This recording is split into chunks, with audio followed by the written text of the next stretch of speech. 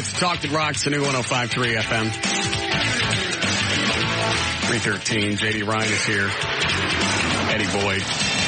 Trey Trenholm, Dan O'Malley, KLLI Foot Traffic. I walked into your office right before we came on the air. Yeah. How do you stay in there? I know. I thought Dan was a trash pig. He's Dan with a spit cup. I thought you were going to clean up your desk over the holidays. I did, and it got messy again. I need to come in this weekend and clean it up again. I bet you don't. I've never seen it clean. And JD's right. It's worse. It's got the spit cups all over it. That's really nasty, especially since you share an office with somebody else. How'd you like it if JD walked around with cups of urine? I keep it.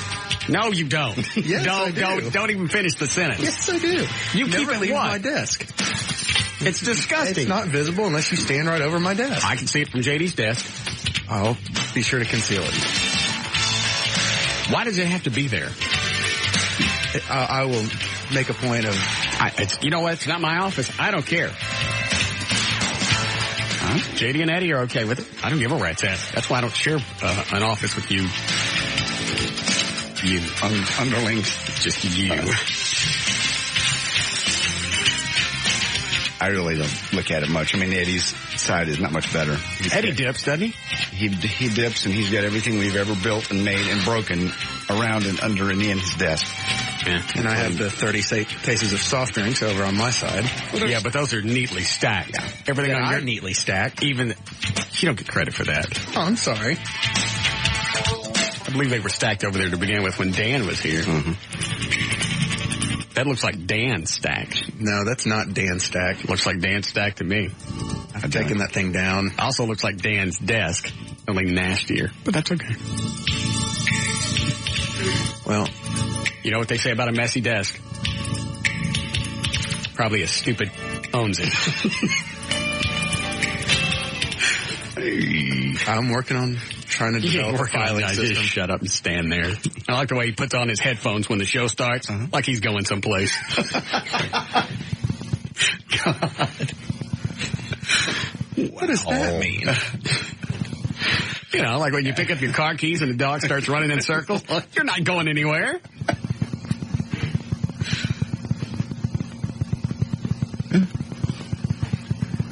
Do this and we'll just start. How you doing, Russ? Hi, Chad. Hey, could y'all replay the death of Trey? I missed it. Sure, just for you, Chad. I think a lot of people like to hear it. Does he have a Twitch yet? He started the show with a Twitch. Mm-hmm. All right, thanks. All right.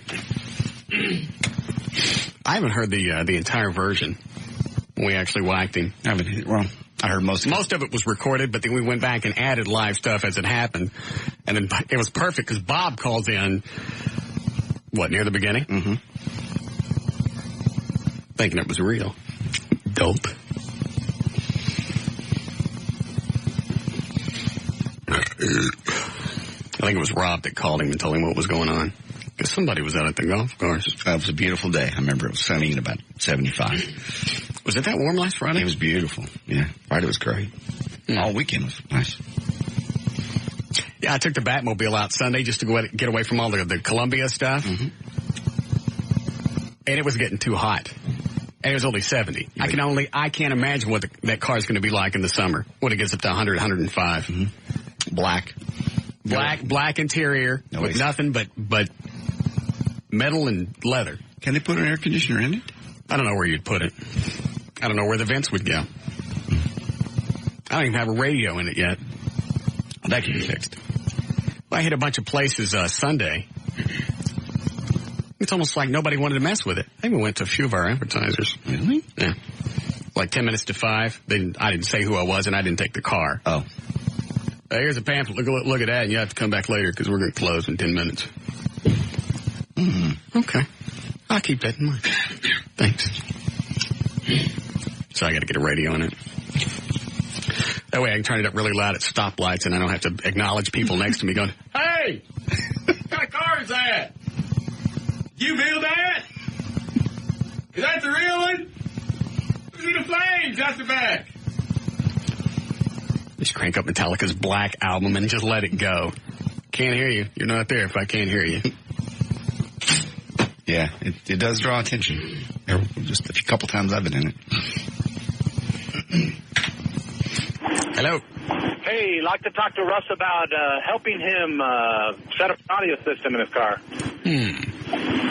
He's very busy. I'll have to know what it is that you have that you can put in this car. I don't have anything. I compete professionally with sound quality. I probably have $14,000 invested in my car. Mm-hmm. Did you install everything in your car? He's going to ask that. You know how big of an ass he is. Well, I mean, if anything, I can help him design and get to where he wants to be, tell him what he needs. I'll tell you, it's a hell of a road to go down. Do you have anything? No experience. Do you have anything free you're going to be able to give him? Because he's going to want something for free. You know how big of an ass he is. I do have an Alpine head deck at home with which is a CD player that I just replaced. I'd give that to him for free. You would? All right, hold on a second. Sure would. Go ahead, you're on the air. What's up, Russ? Hey, I don't want it. Eddie, what did you just walk in the studio with? The new hall pass. Oh, Jesus. Oh, no. Oh, no. Oh, no. I'm guessing that's a goat. Yes. A pygmy goat. Is that as big as they get? It gets a little bit bigger than this. Oh, he is precious. Where'd you get him? Actually, Dow hunted him down for me. Really? What's its name? I don't think it has one. How old is it? How old is that, Dal? Baldian. How old is this? Well, where'd you get it? just from a lady I know. Is it hers? Yeah, she sells them. Oh, she does? Yeah. It doesn't get much bigger than that? Because right now it's about the size of a little bit bigger than a Cocker Spaniel. Yeah. I don't know if it's a pygmy or if it's just a regular sized goat. I don't know. It doesn't have a name? No, I just picked him. Come here, sweetie. We'll call it Trey. Does your goat bite?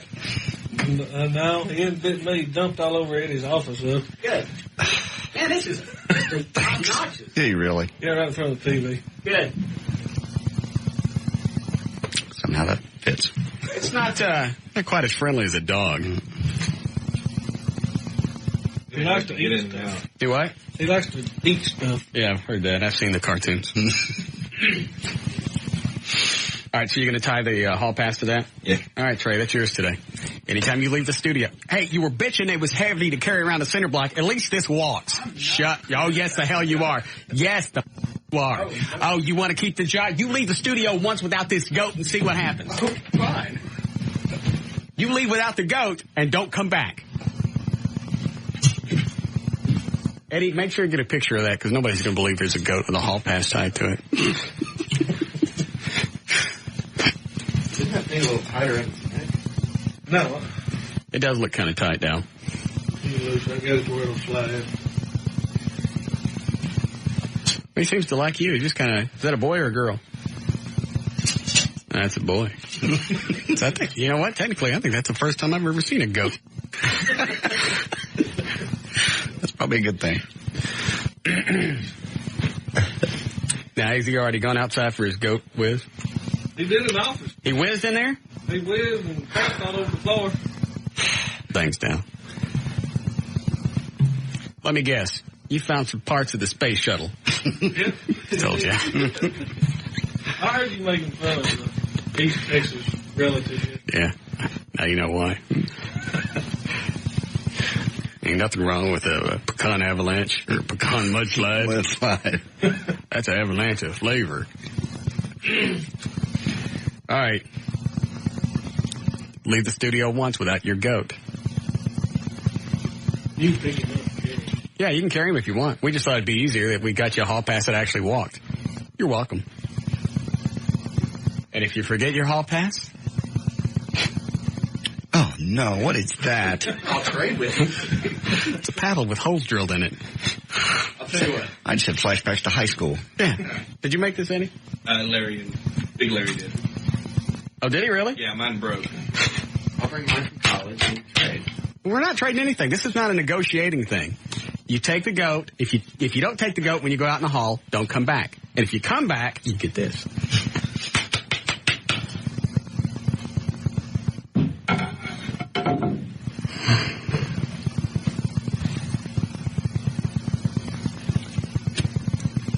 Dan, you get rid of the chick online, too. It's not that funny. It'd only be funny if we actually caught him with the goat doing that.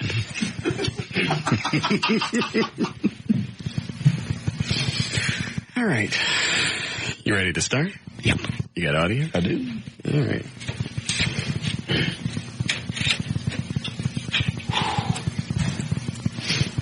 Oh, before we get started, Trey, I want to talk to Dewana. Can you go get her phone number? I don't have it. Do what? I don't have it. Is it on your desk, Eddie? Please, so. It's on Eddie's desk. How did you put this thing together? I just want to see if he takes the goat.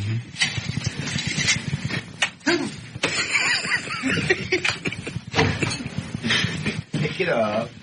Don't choke him!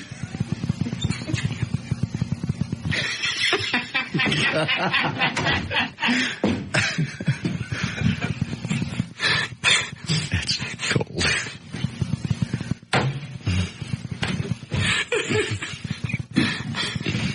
All right. Eddie's going to go get some pictures while we start news. Okay.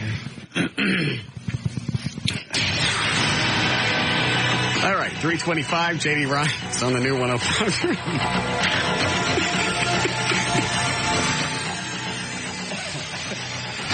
That was funny. You know, that's got to be a pisser because he's worked in real estate. He's probably at one point or another made six figures. Oh, yeah. And now he's walking around the halls with a goat in a hall pass.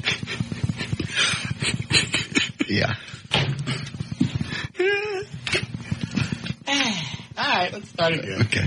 325, J.D. Ryan's on the new 105.3 FM Talk. Thank you, Russ. News brought to us by KDAF Television, WB33, and by the Business Software Alliance. Oh, also by the Boat Show. I'll see you out there 1 to 3 this Saturday. Once again, the boat show's at the Dallas Market Center. It's the Winter Boat Show. You can register to win a trip to Mexico if you find my boat there. Birthdays today. Let's see. It is February the 4th, 2003. We have Clint Black, his country singer, singing is 41 today. Alice Cooper is 55. Dan Quayle is 56. David Brennerton's 58 today. Conrad Bain, who was on Different Strokes, Mr. Drummond, is 80. And Rosa Parks is 90 today.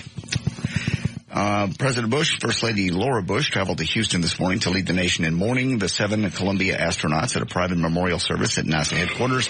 Also on hand, former President Bush, Governor Rick Perry, John Glenn, the first American in orbit, and Neil Armstrong, the first man who set foot on the moon. Mr. Bush bowed his head in grief, and First Lady Laura Bush wiped tears as the men and women who perished in the space shuttle disaster were memorialized. Here comes Trey. Home of Mission Control.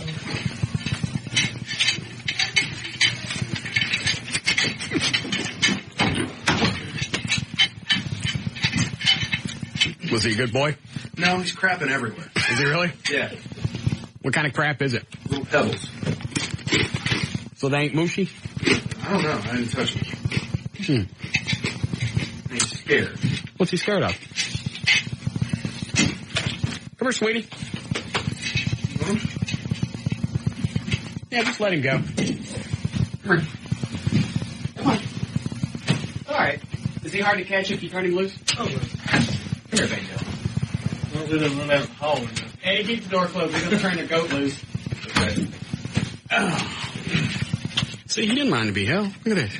Yeah. Cute. We should make a little noise. Did you ever make any noise? Yeah, he just did. Grab his goat weenie, Jay. No. I don't think I will. Thank you. Look at Eddie. Are people keeping these as pets? Oh, yeah. What do they seriously eat besides nibble on everything? Like bits of corn. Hang it. Will they eat one of these pretzels? Here, sweetie. Don't give him anything. Won't give him the crap. He's done in the office. Here. Want a pretzel? Yeah, be careful when you walk in because it's right in the entrance. Can we get someone to clean it up? You hear it? Oh, that was cute. You need a pretzel? Here. Look at this. Why are his feet wet? Oh, I gave him water. Oh. What's that brown crap on his feet? Where he walked. You walked in your own crap? You tell he's Trey's goat.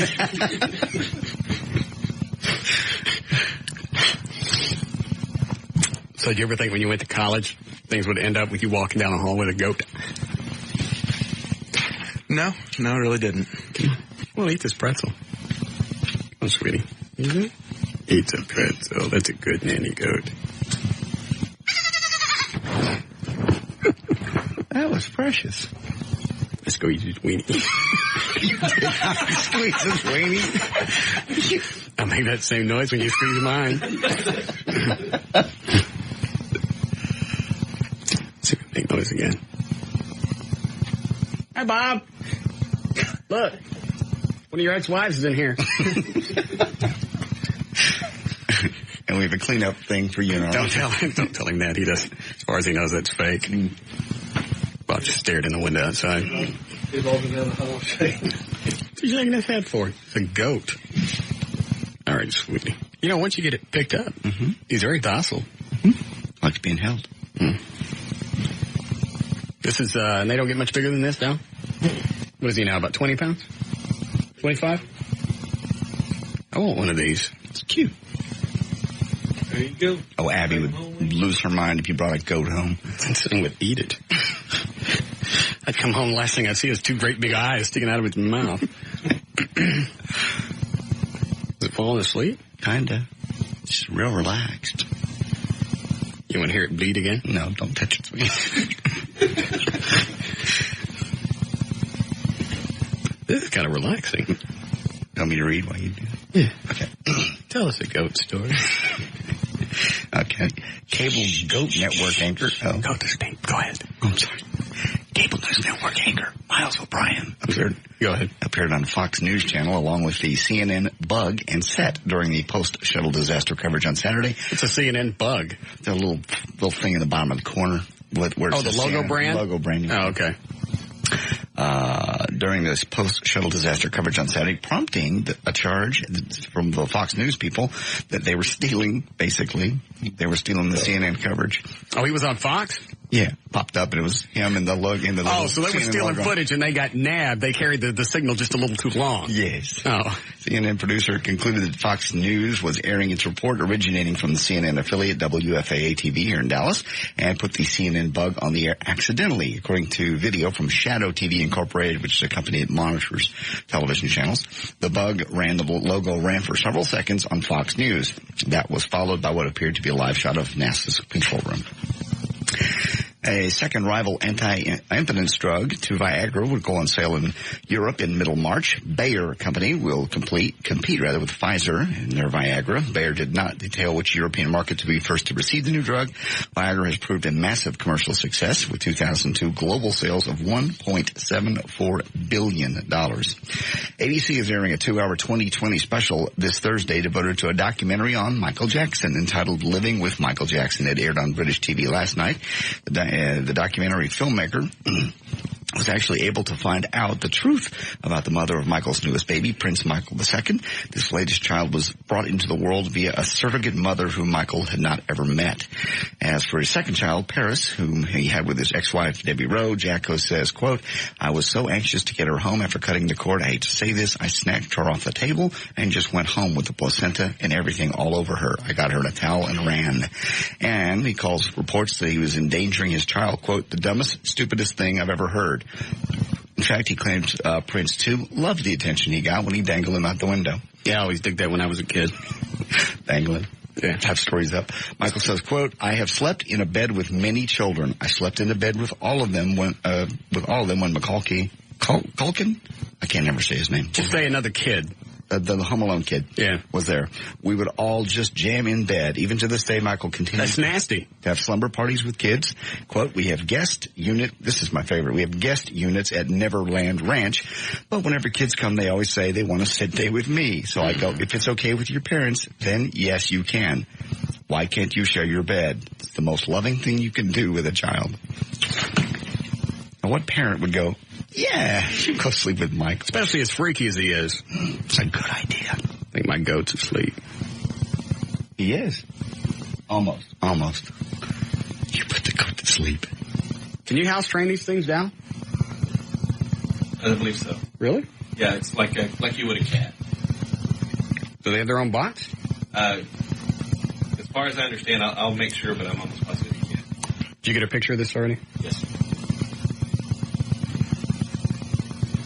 Okay.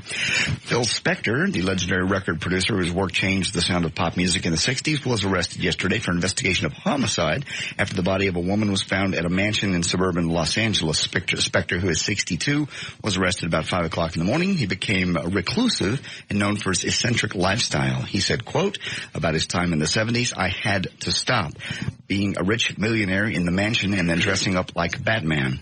I have to admit it. All right, now you're making that crap up. This was a quote. Just because I'm not paying attention with the goat. Being a rich millionaire in the mansion and then dressing up as Batman. I have to admit, I did enjoy it to a certain extent, but I began realizing it was very unhealthy. He went on to say, this was for the London Daily Telegraph 4 weeks ago. People idolize me, want to be like me, but I tell them, trust me, you don't want my life because it hasn't been very pleasant. I've been a tortured soul. I've not been at peace with myself. I have not been happy. I feel his pain. How do you feel his pain? I got a rotten life. Oh, please. How in the hell do you have a rotten life? The best thing that's happened to me so far today was squeezing that goat's crank. You didn't wake up in a beautiful home in a great part of town with a lot of money and a Batmobile and a Mach 5 and another car and a Harley and free stuff and things and women. And but I can't enjoy it. What's the good of having it if you can't enjoy it? Why can't you enjoy it? I just won't let myself. You're the only one that can make a difference there. I know. That's why I said I feel his pain. Well, he ended up killing somebody at 62. Probably when I'll whack somebody. They say those are my plans. If ever I know that I'm going to die, I got something terminal, I got a whole list of people I'm going to whack. Why? Because they got it coming. Great. So if you guys ever find out that I got terminal cancer, I'd vacate. I'll make a note of it. Thank you. Cut number 3. Here is L.A. County Sheriff Deputy Ramiro Juarez. He's describing the scene at the house there. When they arrived, they discovered that a female had been shot inside of the location. They pronounced the female dead there at the location and detained a suspect by the name of Philip Spector. Cut number 4 is Ronnie Spector. Says it wasn't too long after her marriage to Phil that things got a little weird. Cut number 4. It was like the 3rd month, actually, after I married Phil, and I saw these security guards and locks on the door for me inside and gates and electric fences and it scared me. It actually scared me, and I ran away. And I went to a hotel, and when I got to the hotel, Phil what he would do, because I never had any money, I only had credit cards, he would cut off the credit cards. So I called downstairs for some dinner, and they wouldn't give me any dinner. So Phil called me at the hotel, and he had the cook bring me over my favorite meal. So he sort of talked me into coming back to him and stuff. So I left. Geez, who does that sound like? That's what I was going to say. Exactly. When I heard that, I went, oh, my Lord. It's L.A.'s mom. And she's just, yeah. It goes on and on. I had to edit this cut. It's 39. I had to edit it. Go ahead. Cut number 5, Ronnie Spector on why Phil Spector gave her an inflatable man. I was tired of having chauffeurs and all that. I wanted to be free, and I wanted to drive myself. So Phil got me a brand new Camaro, and he also got me an inflatable man, and it looked exactly like Phil. It had on Phil's hat, Phil's shirt, Phil's pants, and it had a cigarette in his mouth, and it was an incredible thing, and I didn't understand why he went through all the trouble. It's just like she's here. Inflatable man in the car, and he told me when these two were married. Can you even imagine? He's a nut. It would look like it was actually him in the car. And from there, it just got weirder. And finally, cut number 6, Ronnie Spector and how Phil used to use shoes to control her. Shoes. He had a tendency of when I would run away, he would grab my shoes. So I only had a couple of pair of shoes in the house. And, because I lived, in a mansion, and you had to walk out of the mansion, and there was a lot of pebbles and stuff. Now, this was the same chick that was in the Ronettes, right? With my shoes, I wouldn't run away. Because I didn't want to walk on that, on the gravel and stuff. There it is. Phil Spector. He's out on bail, on $1 million bail, by the way. They turned him loose already? Mm-hmm. So he had to come up with $100,000 for bail? Correct. Normally a tenth? Mm-hmm. That's funny. Robert Blake's still locked up. Yeah. They actually find this. You think how weird that is? Yeah. They actually find this chick in Phil Spector's house, in the front end of it, dead. In his house, dead. In his house, she's dead. Robert Blake got a half-assed alibi. He can't get out of prison. They think he's going to run. Why would they think Phil Spector's going to run? I don't know. And they got more on Spector than they do on Robert Blake, and Robert Blake can't get out. Mm-mm. Phil Spector, one day, whacked a chick, out. Next day? Yeah. And it's not the fact that Phil Spector came up with the money. Robert Blake could come up with the money if they'd set bail. They won't set bail. Damn. In his house, dead. Yes. You can go. Go ahead. All right, there's news and information brought to us by the Big Boat Show coming up at the Dallas Market Center. I'll see you Saturday from 1 to 3. I'm J.D. Ryan on the Talk That Rocks Texas, the new 105.3 FM Talk. More of the Russ Martin Show coming right up.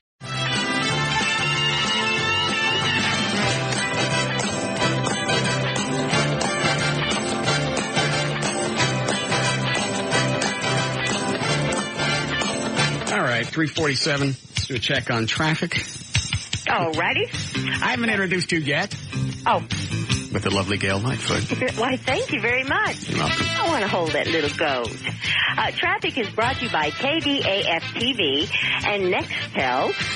There was a jackknife 18-wheeler a little while ago on I-30 East R.L. Thornton around Jim Miller. Well, they've moved that out of the way, but it kind of screwed up the barricades for the HOV lane. And so that's going to be delayed in opening until around 4:30 this afternoon, they tell us. So it might be a little heavy getting into downtown. And in Fort Worth on westbound I-30, just past Hewlin, there's a wreck on the left shoulder, and possibly the left lane's going to be blocked there as well. Right now, no big delay. This is also brought to you by Tie Lock Eye and Laser Center. Did you say center? I'm Gail Lightfoot with traffic on the new 105.3 FM Talk, the Talk That Rocks Texas. Thank you, Gail. That's what you get for bringing up my goat. 30 for the overnight low tonight. Going to be chilly again. Warming up a little bit tomorrow. Should be 52. We're at 49 degrees currently. It's Talk That Rocks Texas, the new 105.3 FM Talk. You could house train one of those. I wouldn't mind having one. Uh-huh. It's like a big dog. I guess you can. They said you could train them. How smart they are to not chew on things. Yeah, that'd probably be the only thing is they chew on everything. Yeah. I mean, cats you can train not to do on the floor, but they still claw everything. Yeah, they're easier to kick around. Damn. What? No, you don't kick cats. I didn't say I did. I just said they're easier. Oh.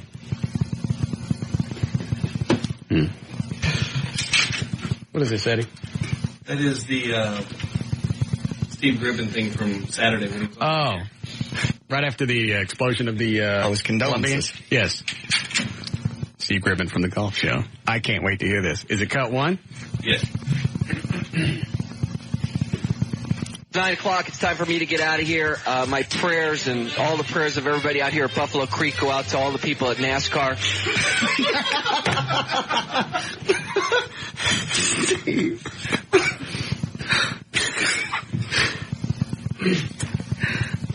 So far, that's been the best tribute. Yeah.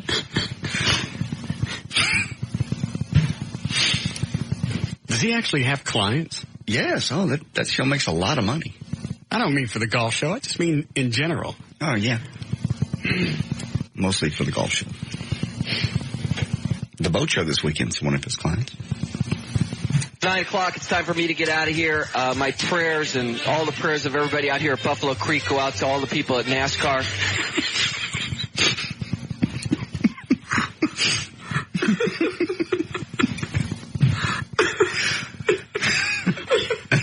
Jesus.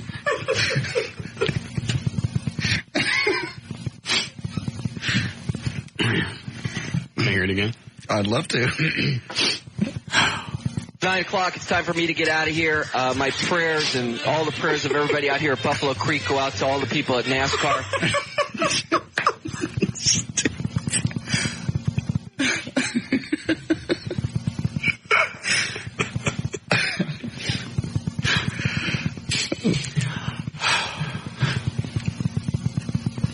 just says it's got other stuff on it. Eddie, what else is on here? It's audio from another hayseed. Oh, that found the pieces of the Columbia? Yes. Oh. I'm sorry, I gotta listen to this again. Yeah. 9 o'clock, it's time for me to get out of here. My prayers and all the prayers of everybody out here at Buffalo Creek go out to all the people at NASCAR.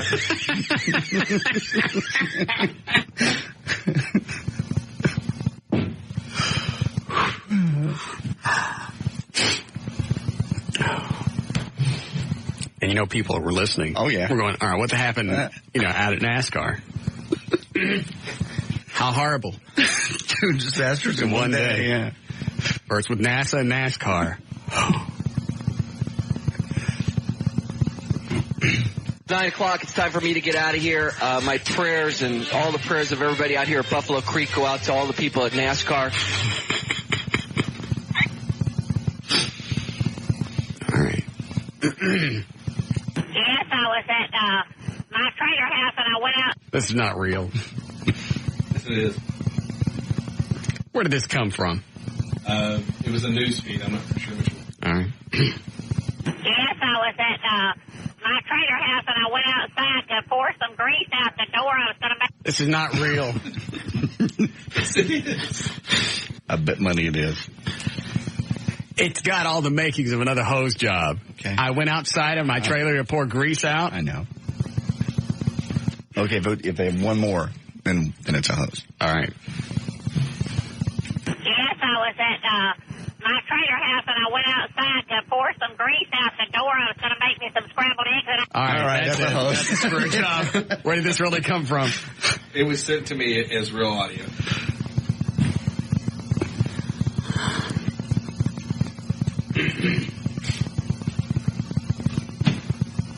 Yes, I was at my trailer house and I went outside to pour some grease out the door. I was going to make me some scrambled eggs and I had fried sausage and there was grease in the pan.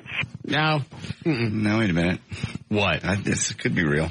There are people that just talk that way. They just want to tell you every little detail. There's no reason to start everything out with this way. I came out of the trailer with the frying pan, grease in it, make some... Yeah. All right, I'll play it to the end. Let's listen. I'll buy it until I'm done purchasing. Yes, I was at my trailer house and I went outside to pour some grease out the door. I was going to make me some scrambled eggs and I had... Wait a minute. What does Dewana want? You said you wanted it. I didn't say I wanted to talk to her right now. I said I wanted to call her later. Plus, I wanted to see you walk around with a goat. See if there's anything I want to ask her while she's on the phone. Hi, Amazing. Hi. Well? I'm thinking. Okay. I've asked her for lottery numbers before. She won't give them to me. I can't think of anything else I want to ask. She already missed the Columbia. Oh, she did say, I see mothers are going to cry this year. I said it by February. I don't know why you just did immediately call NASA. Did you hear the first cut? What first cut? Listen to this CD. Okay. This is from our golf show on Saturday. Your golf show? The golf show, 1 hour after the shuttle disaster. Oh, okay. Okay? Okay. Keeping in mind, what governmental agency controls the space shuttle? NASA. Okay. There you go. 9 o'clock, it's time for me to get out of here. My prayers and all the prayers of everybody out here at Buffalo Creek go out to all the people at NASCAR. Excuse me? NASCAR. That's what Steve Griffin said. Okay, then. All right, let me listen to that. You can stay on the phone if you want to listen to this. Okay. Eddie claims that this audio is real of somebody that found a piece of the Columbia. Oh, my. Yes, I was at my trailer house and I went outside to pour some grease out the door. I was going to make me some scrambled eggs and I had fried sausage and there was grease in the pan. And I was going to throw it over the balcony. And when I went outside, this thing was coming toward me. Sounds real. Oh, it does not? It does. I have heard some people. I'm from Louisiana originally. I have heard some people that talk like that. It's too descriptive. But that's what they do. I'm not kidding you. If you've ever gone back into the backwoods, now I don't know if Eddie's telling you the truth or not. Eddie claims this is straight from a news feed, right? Yes. Okay. But I have heard people speak like that. All right. Okay, I've heard them say I was about to go out and throw out some grease. We just heard it. I'm serious. I've heard it. Are we gonna find out what the actual cause of the Columbia was? I'm afraid not. I think there was a hole in it because I think there was, and of course that could be a tile off or something of that nature, but I think it was a little more than even that, and I think there was it exploded afterwards. I heard the explosion. I felt it. Mm-hmm. And I mean, anybody could that was here close to where we were at because it shook the windows. But I don't think they're really going to find the real cause. I think they're going to have to revamp the system. They're going to have to look over some things. They're going to have to change a lot of things that they have not even worried about changing up until now. Just the different things you hear about the shuttle. Mm-hmm. You know, and I think we should still be going into space. I do believe. No, there's no reason to stop. But it's just the way that you hear things are constructed. It's almost like it's been a discount. It's almost just like we were destined for something to happen. Low's bitter. Yeah, and I'm with you, JD. I think they're going to have to do something a little bit different. We're going to have to read. Yeah, blowing up on re-entry is not really a good template to follow. No. I'd change something. Oh yeah, go along for the ride. It's beautiful, but that coming back in's not too hot. All right, hold on. I'm going to listen to this chick now. Yes, I was at my trailer house, and I went outside to pour some grease out the door. I was going to make me some scrambled eggs, and I had fried sausage, and there was grease in the pan, and I was going to throw it over the balcony. And when I went outside, why would a mobile home have a balcony? Well, some of them have porch. Oh, she was talking about a little porch. That would be a patio. She doesn't. She just. I'm telling you, if it's more than 5 feet off the ground, to her, it's a balcony. This thing was coming toward me. It was low in the sky, and it looked like 3 big balls of light with 2 little things behind it. So it's like a 5 blazing balls of light, and I kept watching it, and it kind of scared me. I said, well, it must be some kind of spy thing. Okay. Some kind of what? Spy thing. Oh, my. Where was she from? Eddie, where did you get this? I got that from Doc, the guy that runs our overnight broadcast, and he has a job at another place, and it was direct feed from them. Direct feed from who? Where I can't remember the name of the place that he works. He works at another radio. The USA Network? Yes. A direct feed from there? Yeah, he got it from them. This is a cut that's been on other broadcast facilities? Yes. I don't believe it. We're not up to it yet. If it hits the cow, we know it's a hose. I don't know. We haven't gotten that far. Oh, okay. Here we go. But all of a sudden, if it's got eyes and grabs her, it's a hose. Because years ago, they had been dive bombing my trailer. Okay. That's it. All right. Well, you know, she could actually be a whack. There are people that believe that. Who's been dive bombing her trailer? A UFO. She thought it was maybe another UFO because years ago they were dive bombing her trailer.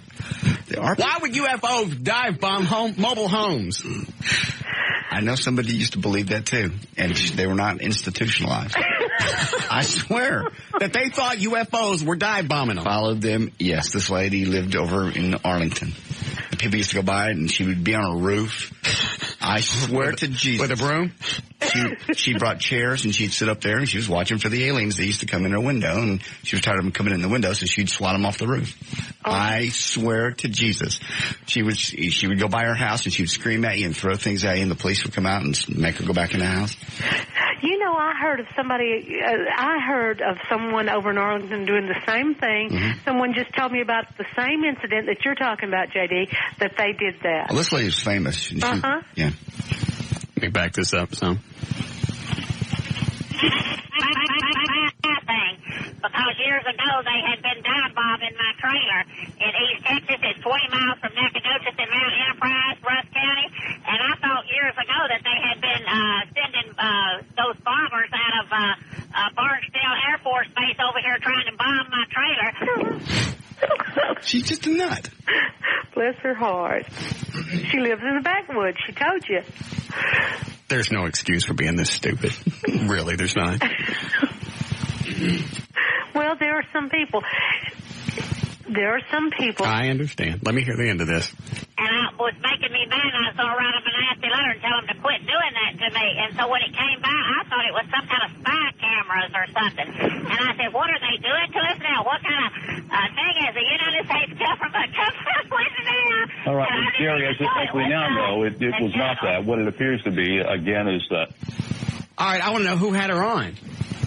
I'll find out. I'll see if I get a hold of her. Is there another cut on here? No, that was all that he sent me. Oh. Nah, that's not real. I've met people like that. I understand. You also talk to dead people and your clocks run backwards. I know. I don't want to talk about it. Well, I'm not the only one that's had dead people around me, so don't. I know, but I don't admit. I don't admit it. You also, let's see, what is it that you don't do if you feel like somebody's watching you at your house? I don't whack off. I know. And why would that be? That's paranoia. That's got nothing to do with believing in ghosts. Oh, you know good and well. Don't you even use that with me. You know good and well. I screamed at a Vietnam vet yesterday. Okay, just tell her to go away. JD can tell her to go away. Well, I know. We've been through this. See? All right. So don't be telling me that I'm the only one that sees or does with ghosts. I've never seen a ghost. You've heard her, you know. I haven't heard anything in that house. No, I haven't. And in fact, if it weren't for you, I wouldn't think the place was haunted to begin with. There were 4 months I was afraid to go upstairs because I knew something up there was going to get me. And anytime coming downstairs, I would always hang on to the stair railing really tight because I knew she was going to come up behind me and push me down those effing stairs. You didn't do anything to her. Not do that. That's not the point. I just knew. Just called JD from another phone. Yeah, okay. All right, I have to go. I love you. Love you too. All right, bye. She's too big into make references. Nobody knows what she's talking about. Eddie, do we have to break here? Yes. Oh. All right. All right, what is this? Yes, Chris? Yeah, back in the about mid-'70s to early '80s, I grew up in San Joaquin County, and we had about 5 or 6 trailer houses, and they did do that. Who Fighter did? Jets, out of Barksdale Air Force Base. They would dive bomb. They would practice it. They actually dropping bombs? No. They just simulate doing it. They shoot level right runs. down for it and then shoot straight up. Yeah, low-level bomb runs. So that's what she thought it was? Yeah. Oh, I thought she was talking about they were UFOs. When she's that's No, she fighter jets. Oh, They well, used but to she do that said out in the sticks like that all the time. she was saying when they were doing that with the jets, she thought they were monitoring her. Why would they monitor a mobile home She's park? a nut. What big secret are they going to find? Where she hides her grease? Thanks, Chris. I don't know. I wasn't paying attention. I forgot. You said yes, break? Yes. All right, we'll be back. More of the Russ Martin Show coming right up.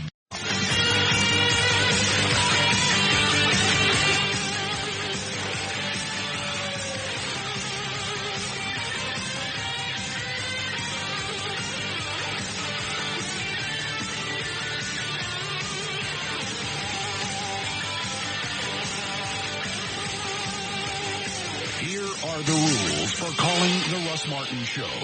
Do not call and ask for phone numbers or websites. Do not call with a joke you saw in a movie, on TV, on a bumper sticker, on the internet, or you heard in the 8th grade. Do not call and ask for advertisers' phone numbers. Call information and ask them. Do turn your radio down. Do get to the point. Practice in front of a mirror before calling. Do not waste time telling Russ your name. He's far too important and busy. He won't remember it anyway. If you understand these rules, call Russ now at 214-787-1053. All right, 413. J.D. Ryan is here. Eddie Boyd, Trey Trenholm, Dan O'Malley. What now? Just laughing at Trey. Oh.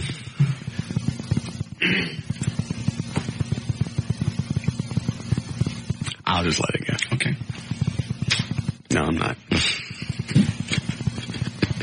I told him, I went, you know what? I think I said this Sunday. See if you can get John Pronk on from Channel 8 or Brad Watson. Sure. They were both on the air when this happened. And I don't think Brad Watson knew what was going on when it happened. Let's talk to them. Plus, I like Brad. Sounds like a good guy. He flew with with me in the Blue Angels. Nice guy. So as Trey went, they call you back? No. What did you tell them when you called back to follow up to find out if they're going to be able to come on? What do you mean? Well, I called yesterday. You called today? No.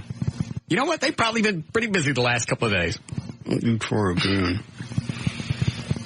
Well, you knew him before. What was he like as a realtor? Because that takes follow-up and persistence. That's why he got this job. His attention to detail was great. There was something to be in between realtor and radio that his brain came out.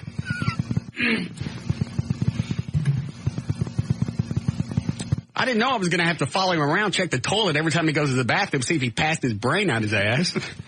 God. You better stick that back in.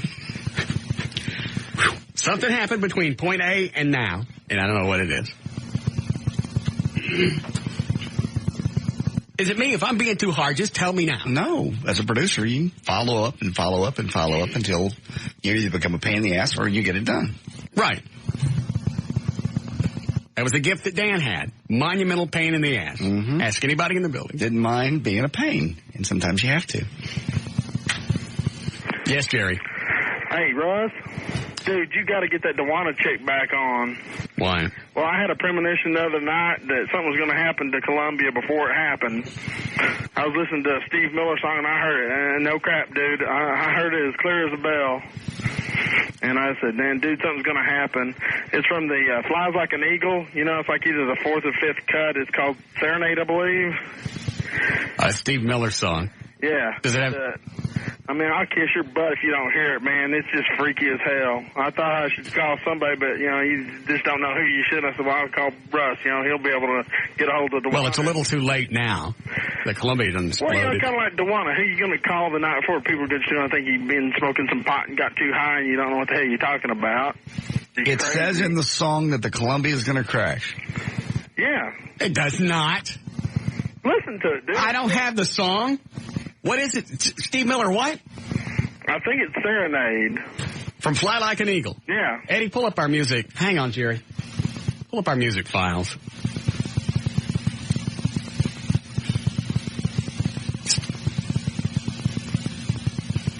No, we don't have Steve Miller. Keep going down. There's Steve Miller. Hold on.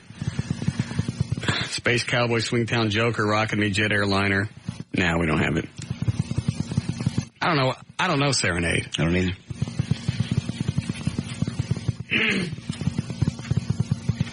Hello? Can I help you? Yes. Like to place an order to go? Hello? Hello? I don't know what the hell that was.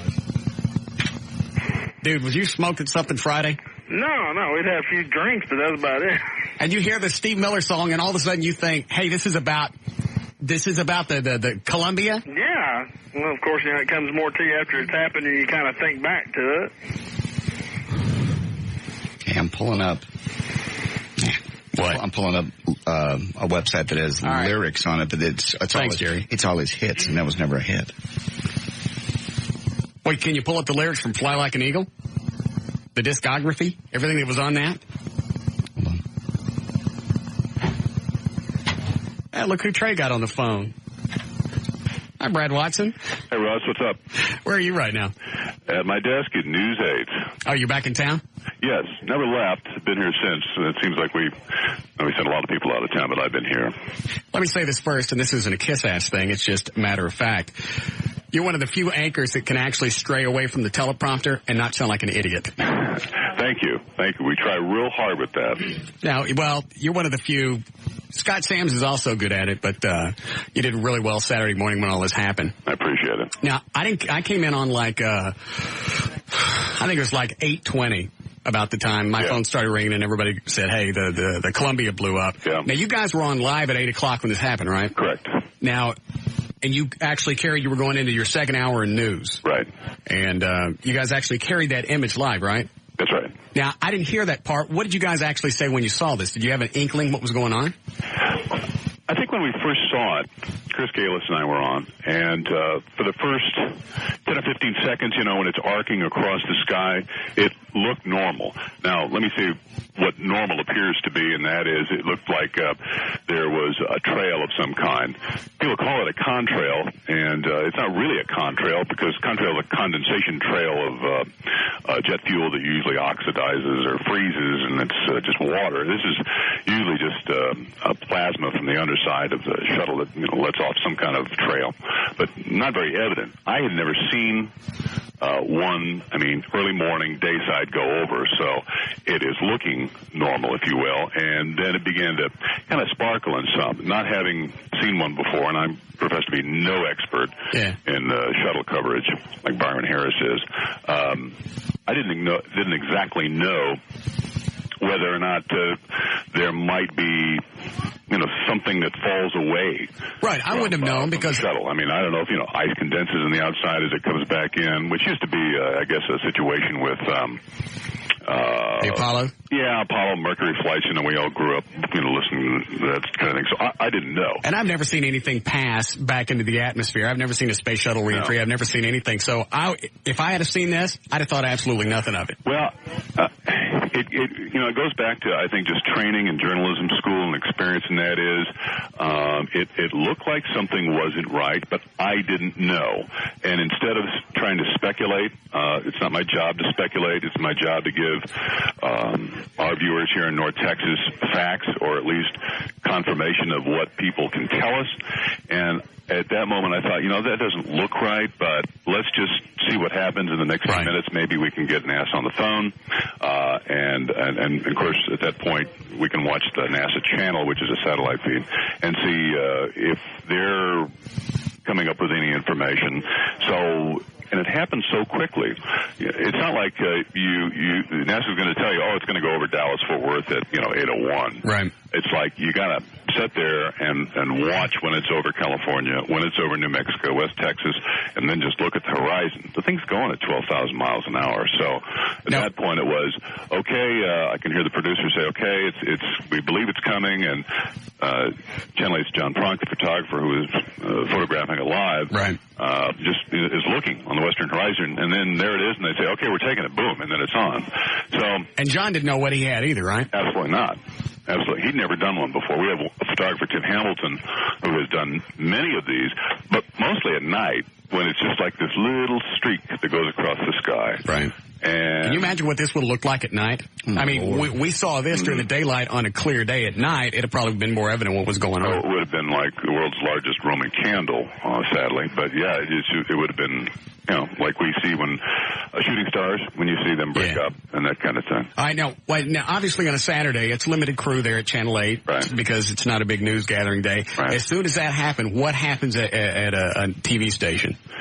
Well, the first thing we did was just toss our scripts out the window for the rest of the news that day. Yeah, because you stayed on at least, I know you were on at 7, and I watched the news. I watched you guys till like 2 o'clock, and you were still on. Right. We went till about 3 until NASA came on with their more extended briefing, and at that point we got replaced and given a spell. So, 8 hours, 9 hours, whatever it was. And you guys didn't even run spots, did you? Oh, no. We went commercial free at that point. See, I could have done that. Yeah, well, there are 2 of us there, also on the anchor desk, and but people in the field. You were carrying it.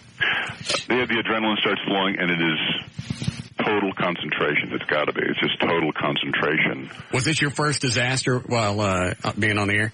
Oh, no. No,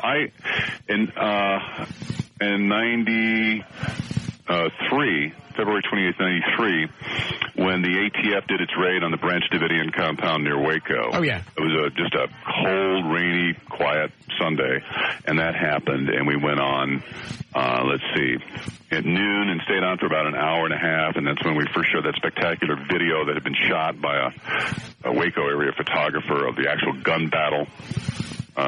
Just outside the compound, and then we stayed on.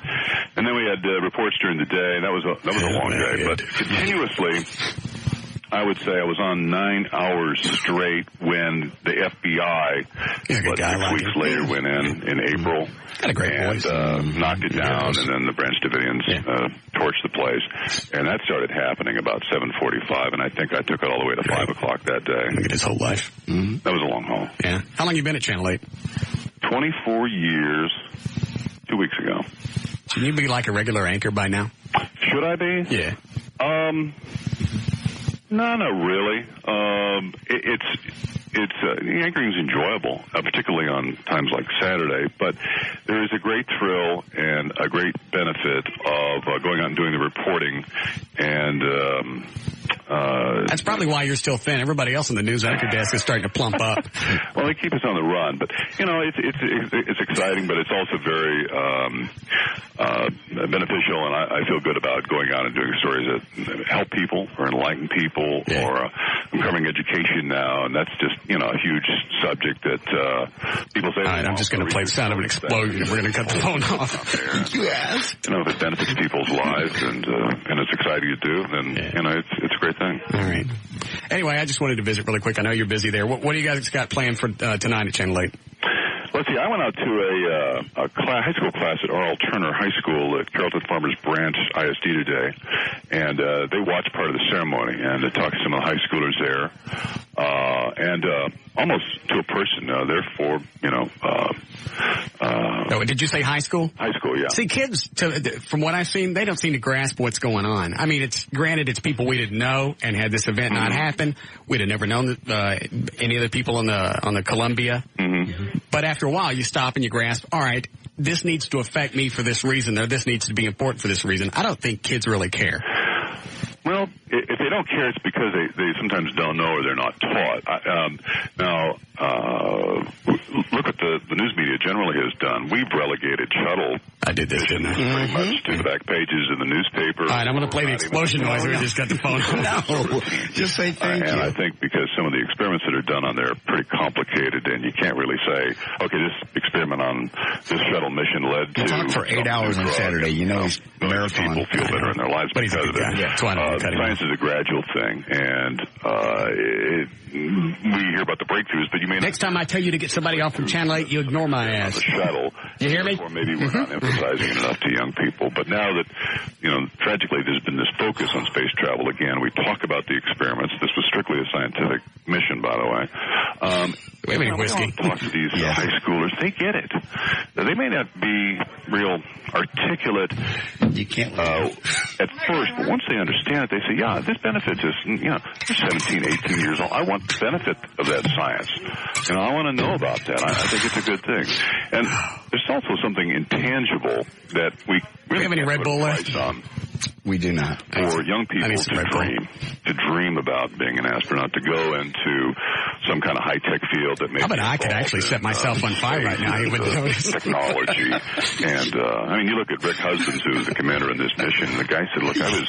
He thinks he's in the middle of a newscast. Armstrong, step on the moon, and all that. And he said, I want to be an astronaut. And that was strictly a dream that he had, and then he made it to reality. And, you see space travel. You asked how he went all day Saturday. International Space Station and that kind of thing. And, I still like it. There are young people out there in the high schools. They may not be saying it as directly as we might like at first, but... How about if I just said the tower fell on the studio? The benefit of that. We should recognize that. So, all right, well, then we'll watch for all of this tonight, then. Yeah, we got the memorial, and, of course, the search for debris and so forth still goes on, and the investigation of what happened. So, all right. There's a lot to talk about. Well, you did an excellent job, Saturday. Thank you. Thank you very much. All right, I appreciate your time. No problem. Thank you, sir. See you this evening. You bet. All right.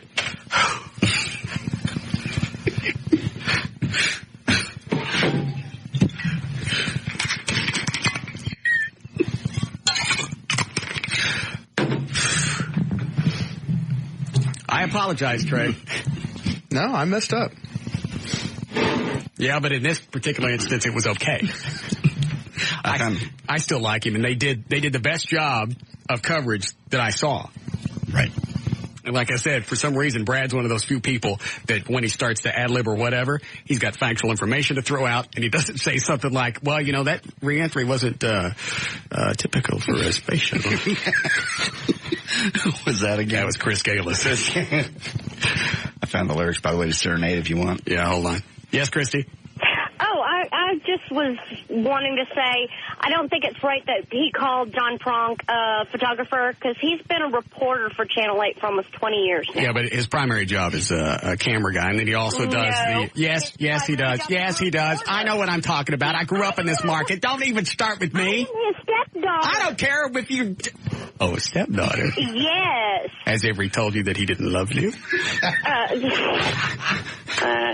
Probably not. But that's not the issue. Yes, it is the issue. He's primarily a cameraman. That's what he was doing Saturday. That's what he was doing Saturday. Okay, then he was a cameraman.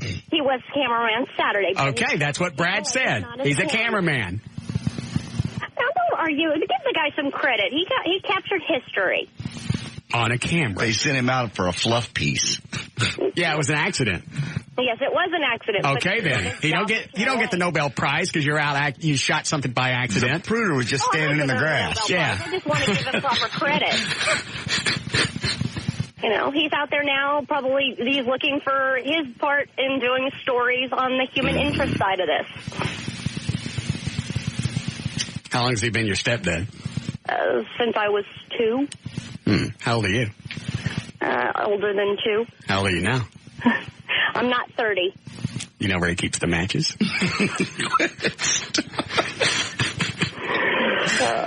Quit. All right. What is that feature he does? John Pronk's Texas or something like that? Texas Tales. Texas Tales, yes. It's a fabulous feature on Channel 8. Yes. All right.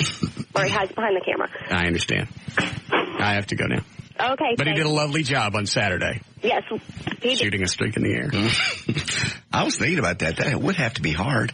What? As fast as it goes, keeping it in the That's why it was a wide shot. If they had a zoomed in, you'd have lost it in the shot. Yeah. That's why everybody's view of that was a wide shot, because it's moving so fast and it's hard to track with a camera. What they should have done was had 2 cameras on it, where somebody knew it was going to explode. Yeah. Wide shot and a close-up. That's what they should have done. Get Brad Watson back on the phone. I'll straighten him out. Okay. This song does not say anything about the space shuttle. What does it say? Did you see the lights as they fell all around you? Did you hear the music serenade from the stars? Wake up, wake up, wake up and look around you. We're lost in space and the time is our own. That's it? Basically, did you feel the wind as it blew all around you? Did you feel the love that was in the air? Wake up, blah, blah, blah. And the last one is the sun comes up and it shines all around you. You're lost in space and the earth is your own. You're right. What was NASA thinking? I got on the phone with NASA and played that. Listen to this! What is it, Andy? Ross. What? What's going on? No. You doing all right today? Yeah, I'm fine. I just got one question for you. Yes. Something I don't understand. Okay. You call Brad Davis. Brad Watson. Brad Watson. Get the story right. That's all right. That was my mistake. That's okay. I don't understand why you don't let the man talk. I let him. Did I ever tell him to shut up? No, you're talking. Did I let him talk? Did I let him talk the whole time? While you're talking. Did I get the information that I wanted? I don't know. I did. I got everything that I wanted to know. Why do you? Because I wanted to. The show is for me, Andy. It's not for you. Well, you're right. So nobody really cares what you think. If your thoughts, if what you had to say was important, the radio on your end would have a push to talk button. My own show, whatnot. Check your radio right now. See if it's got a push to talk button on it. Does it? No, Russ, you're right. Exactly, because nobody cares what you think. It would. I know. I'm with you. Do we need a break? Hey, Aaron. Yeah. I gotta go.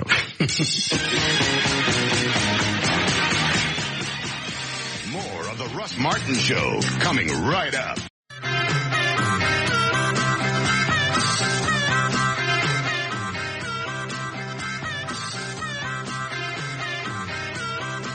So is he hurt bad? He just fell down the stairs. What? And you can't tell me it doesn't run in the family. I don't fall down. What happened to you in Mexico? You fell down the stairs, and now your kid fell down the stairs? I fell off the bar and fell down the stairs. There were no stairs where I was going. I never said I was the most graceful person in the world. That's why I don't rollerblade. Joey wants me to rollerblade. I'm like, did you see what happened to me on a sandy beach? I'm not rollerblading. So is Chris hurt? Yes, he is. Did he break his arm? He did not. He just pulled all the muscles in his shoulder. How'd he fall down the stairs? I don't know. I'll tell you how he fell down the stairs. How? He's on the toot. He's not on the toot. It's the first thing that goes when you're on the toot. You lose your equilibrium. No. He was cleaning the fraternity house. While he was on toot? No. There's new drugs. That's the first sign of not doing drugs, is saying you don't. I believe him. He's fine. Everybody falls from time to time. Did he go to the doctor? Yes, he did. Doctor gave him Vicodin. Good. What? Nothing. I'm a klutz, too. That's why I don't do anything. You'll never see me do anything dangerous. You don't do anything, though. I don't do anything dangerous. You don't want to go scuba diving with it. That's not dangerous. It could be. How? Unless you... Something could get me. It's going to get you. You don't know what's in the water in Cancun or Cozumel? Yes, I do. Things in the water. No. What? A shark? I've seen movies. That's it. Movies. Everybody Saturdays. I don't ski. I don't water ski. I don't snow ski. Oh. We have snow ski. I have. I didn't like it either. I ain't doing anything dangerous because the next thing you know, they're going to be feeding me through a tube. So you're just going to sit in your house and not enjoy life? Absolutely. You ask Christopher Reeve if he could go back and change it, would he not ride that horse? And I guarantee you, he'd say no. I wish I had never gotten on a horse. You can't just live your life in a closet. I can't. You can get out and enjoy life. I enjoy life. I'm not going to go out of my way to cripple myself either. He was out running around on horses, jumping over stuff. He was asking for it. No, Reed, there's plenty of other things you can do enjoyable to where it's not dangerous. What? Look at Six Flags. Huh? Don't spend so long at Six Flags. I understand. Okay. State Fair. Plenty of things to do where you don't get paralyzed. Okay. Most of the time. I was going to say. I guarantee you, if you walked up to him and went, all right, we're going to roll time back. Mm-hmm. You going to do everything the way that you did before? Because if you are, we're going to leave you in this wheelchair to where somebody's got to wipe your toot. Yeah. Granted, he did something that a million other people have done and not got hurt. Look at Dale Earnhardt. He didn't hit the whole wall that hard. It wasn't even a bad accident. I still don't get that one. I've seen the footage over and over, and I just don't get that one at all.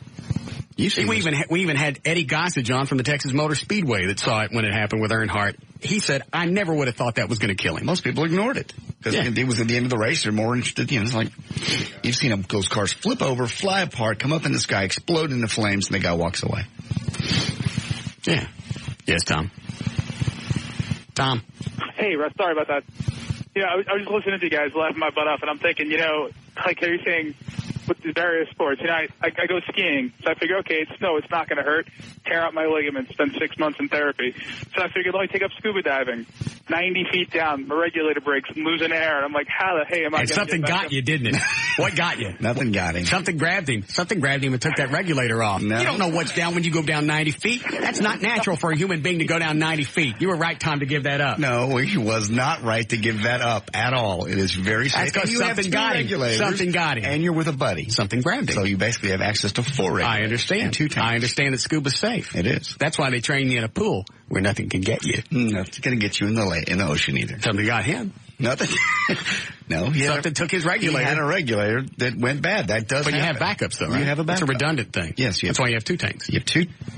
Don't you have 2 tanks? You have 1 tank, but you're down there with a buddy. In Sea Hunt, he always had 2 tanks. I know. In Sea Hunt, he dove by himself, too, which is a big no-no. Oh, I didn't know that. See, something got him at 90 feet. Nothing got him. His regulator went bad. That's why you have 2 of them. You have 2 of them hanging off of you. Oh, now that you've been certified as a big scuba guy, you know all this. Yes. They teach you what to do if something gets you? No, nothing is going to get you. Nothing's going to get you. Yeah, Ken? Hey, if you're so scared of everything, how do you justify having a Harley? Can I have it? First of all, riding a Harley isn't dangerous. It's the people around you that are dangerous. Well. Totally different with skiing. And you give me enough time and I'll tell you why. Trees don't run into you. You can run into a tree. Exactly. That's your own fault. You've done that. With a Harley, I can control what I do and where I go. I can't control the idiots around me. True. Same thing. Which is another reason why when I ride the bike, I stay in the neighborhood where I can keep an eye on traffic. And I ride either early morning or late evening. It's very wise. The one time that I was on force kicking at the van, that wasn't a normal occurrence. Yeah. That fat bitch almost killed me to get the Brahms. You're kicking a van. It was going to the right. Doesn't matter. You're kicking a big old vehicle, and you're on a... I was kicking it. When I was kicking it away from me. All she had to do was turn back left and nail you. Fine. My point is, very seldom do I do anything dangerous. Okay. And I'll bet you if you ask Christopher Reeve if he would like to swap and not have to have somebody... Given that option, certainly. Yes. Thank you. Certainly. Oh, we were going to do news here. Are you ready? Absolutely. Okay. Here we go. 447, J.D. Ryan's on the new 105.3 FM Talk with News. Thank you, Russ. News is brought to us by 24-Hour Fitness. There's one near you, 1-800-204-2400. And by the Dallas Boat Show. I'll see you out there this Saturday, 1 until 3. That's at Dallas Market Hall. Find my boat and enter to win a trip to Mexico. Come down and scuba with us. The nose cone of the Space Shuttle. So something can get you. Nothing's going to get you. How far can you go down there when you go to... actually... What'd you say, Cancun or Cozumel? We're going to go to Cozumel. At my level of training, I can't go below 60 feet. Well, that's perfect then. Yeah. Because the stuff that's going to get you is at 90 feet. 90 feet. You have to have a little more training to go any lower than that. There's levels. Well, who's down there to keep you from going below 60 feet? Well, you know not to do it. You're down there with a buddy, and you plan the dive before you go. And you have a little thing on your vest or whatever that shows you how deep you are? Mm-hmm. You have a depth gauge, you have a compass, you have a little thing that tells you how much air you have left. Do you have a little radar? No. You don't need a radar. Yes, you do. No. Nothing. You can see hundreds and hundreds of yards. You can see anything. Nothing's going to get you. And Eddie's got a spear gun in case, so we're good. I understand. We're good to go. Telling you. Something's going to get you. Nose cone of the Space Shuttle Columbia has been found in East Texas in the woodlands, and now NASA is working on the logistics of extracting the debris from the ground. The dense, heavily forested area near Hemp Hill, Texas makes moving in extraction equipment very difficult. After counting on the college kids today to lead the world into tomorrow, well, don't bet on it. Assuming this is true, students of Lafayette College in New Jersey had no idea about the Space Shuttle Columbia disaster. At 5 o'clock Saturday, 8 hours after the tragedy unfolded, this is all that sophomore Julie Garapi knew of the Columbia. Quote, there was a rumor that Eminem died. That was the big thing today. We found out it wasn't true. Another woman in New Jersey said the Columbia isn't that big of a deal because, quote, since 9/11, you sort of rate your disasters. I see what Brad Watson from Channel 8 didn't get was they went to a high school, took the TV cameras. Sure. Obviously, the kids are going to act like they care. Mm-hmm. Yeah, with TVs on, the lights and everything else. Columbia was very important to me and our family and all the tests that were going on board. And the fact that those families died, that was horrible. Ask those kids what they were doing Sunday. Out playing. It was a beautiful day. What is this, Eddie?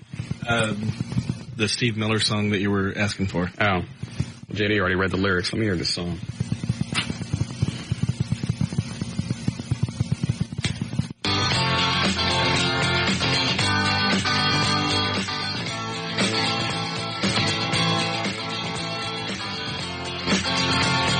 This was the song that gave the guy the premonition that Columbia was going to explode. Yeah, he heard it. Oh, I've heard this song.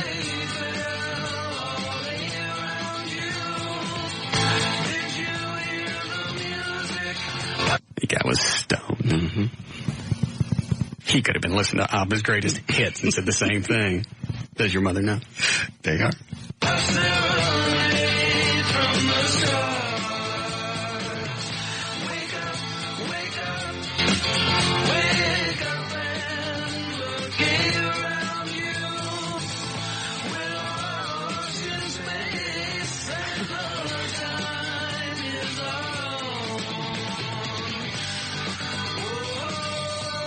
Dude, this is the part right here where I was convinced. Where it's go, whoa-ho, because like that's what you do if your Columbia thing is going apart. You go like, whoa-ho. How stoned do you got to be? I don't know. This is a reach.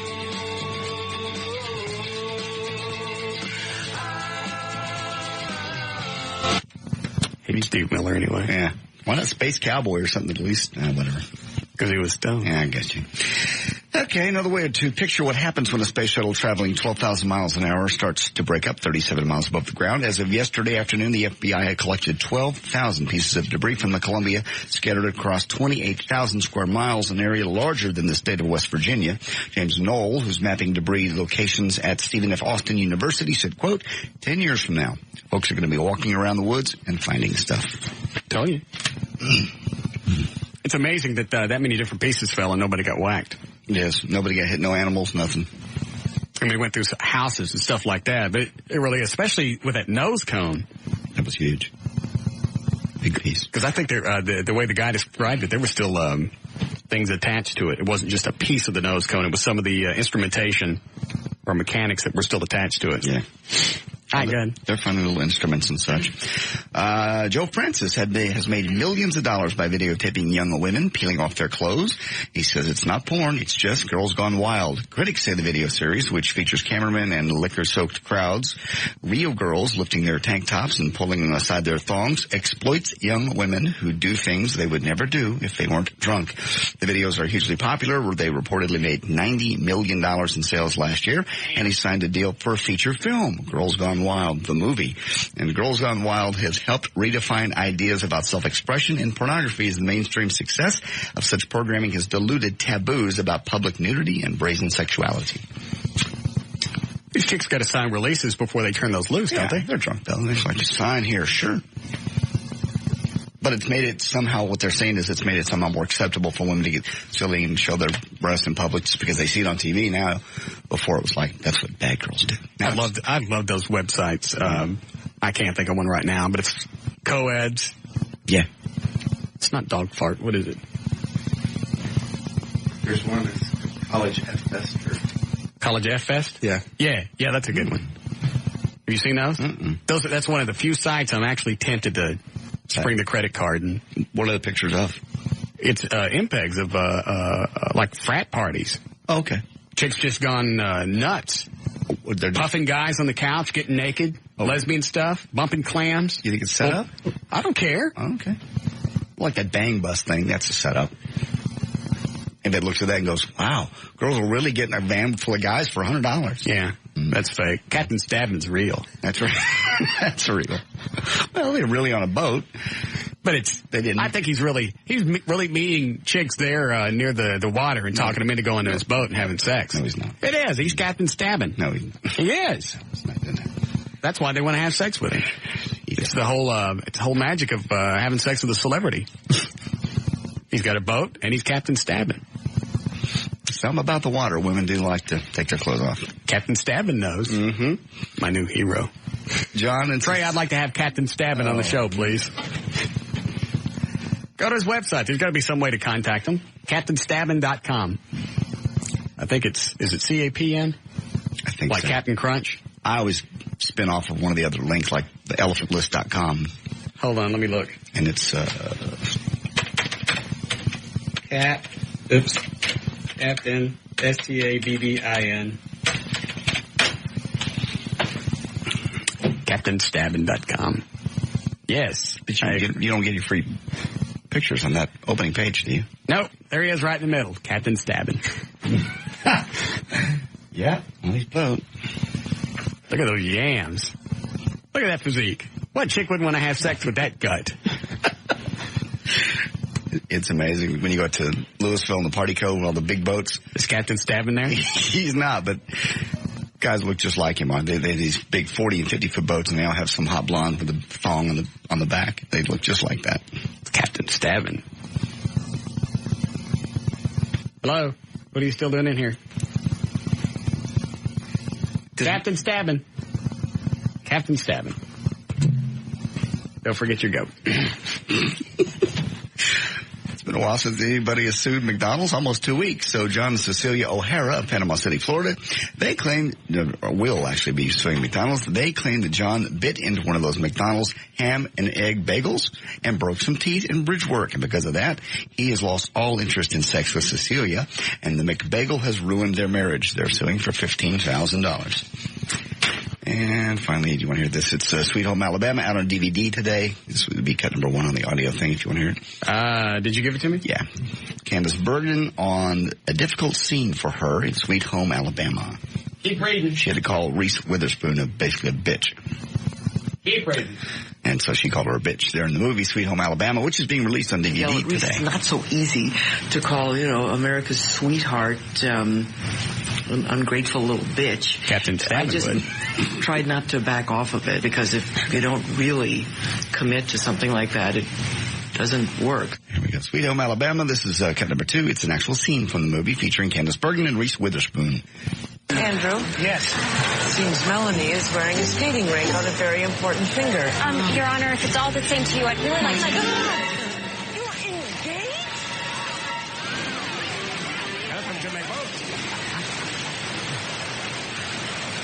When they arrived, they discovered that a female... What was that? That's just another cut. All right. All right, there's it. That's news and information brought to us by the Dallas Boat Show at the Dallas Market Center. Go ahead, keep reading. This weekend, I'll see you out there Saturday 1 to 3. I'm J.D. Ryan on the Talk That Rocks Texas, the new 105.3 FM Talk. Yes, Steve. Man, all that stuff is a complete ploy, man. I did a lot of freelance work for that College F Fest. What about Captain Stabbin? Is Captain Stabbin real? No, they're all paid amateur models. They're all owned by the same company. Resource Conceptions, I think is what it's called. Even Captain Stabbin? Captain Stabbin. But it looks so real. I know. There's one that's Sea Fiesta, Wives and Pantyhose. They're all owned by the same company. It looks so real, but if you look closely, you'll see that there's a lot of redundant models between all the sites. I haven't noticed that. Well, Captain Stabbin. They're all the same. There's a modeling agency in L.A. where they're based out of that they pay for all these girls basically $400 a scene to come out and make it look like you're like Captain Stabbin. You're going out. There's also Bang Bus. They're all owned by the same company. Now, what about these college F-Fest things? Do they just get these chicks go out and they go out to real frat parties? Not real frat parties or staged frat parties, because you can't have that. That would be lewdness in public, and so that would technically be catching an illegal act on film. Got it. And so what you have to do is you have to stage it as this is actually a pornography shoot. And basically everybody in that room, if they're on film, has to sign a waiver. Whereas there is still legit college girls there. They're not involved in the action. Right. The girls because these guys, on some of these clips that I've seen, granted, it's only 8 seconds, because I'm not giving them any money. But these look like real drunk frat guys. And some of that's really hard to act. Yeah, and you're right. But think about it. What guy wouldn't do that for free? Yeah, so they really probably go out and get college guys, get them drunk, stick them in the room, and then... Sure. I've got a pass for that site. I'll send you an email tonight so that way you can get in and check it out. Don't pay for it, man. It's just not worth it. All right, that's very kind of you. Thanks. All right. First it was the Easter Bunny. Now Captain Stabbin. Very disappointing day. I can't handle many more tragedies. Were you done? I'm finished. Okay.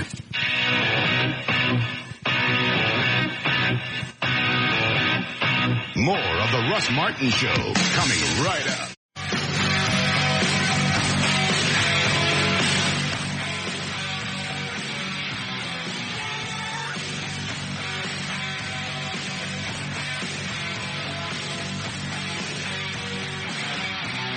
What did you ask? Do I want the footage from what?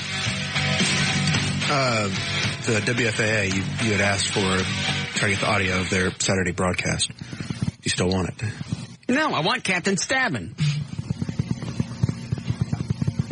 I don't know how to get hold of Captain Stabbin.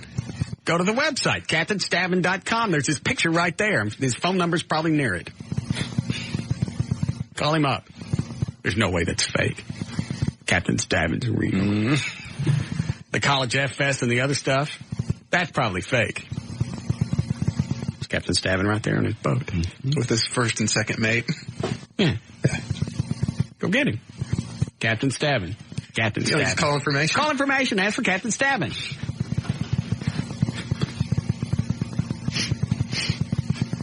Like the way the guy was trying to convince me that it was fake. No, I know. I understand. It looks real. No, actually, none of it looks real. Like any hot chick is going to get on a boat with a guy that she just met and go screw him. Right. I'm sure some of those chicks will get on boats with big fat ugly guys. You see it all the time. The 50-foot houseboats, the big nasty cigarette boats. There's always some hot chick and some guy with a gut. Oh, we forgot to do traffic. Hi, Gail. Hi. Did you think Captain Stabbin was fake? Well, actually, I'd never heard of Captain Stabbin until I was listening to you. Pull it up on your browser right there right now. I don't think so. There's nothing nasty on it. Oh, God. Captain Stabbin. Yeah. You have to spell out all of Captain. C-A-P-T-A-I-N, the whole shebang. Yeah, huh? and then S-T-A-B-B-I-N. Okay. C-A-P-T-A-I-N. S-T... Stabbin. A-B-B-I-N. Does it need a little apostrophe? No, just stabbin.com. Okay. Do I need a www in front of it? Nah, it'll probably take it. Okay. You got to click enter once you get there. I hit enter. Yeah. See, look, it's Captain Stabbin. That's his boat. Why do they call him that? Because he's got a stabber. Is it big? Look at the website long enough, you'll see it. I don't think I'm going to go into the website. Go into the website. Trouble for doing that. Oh.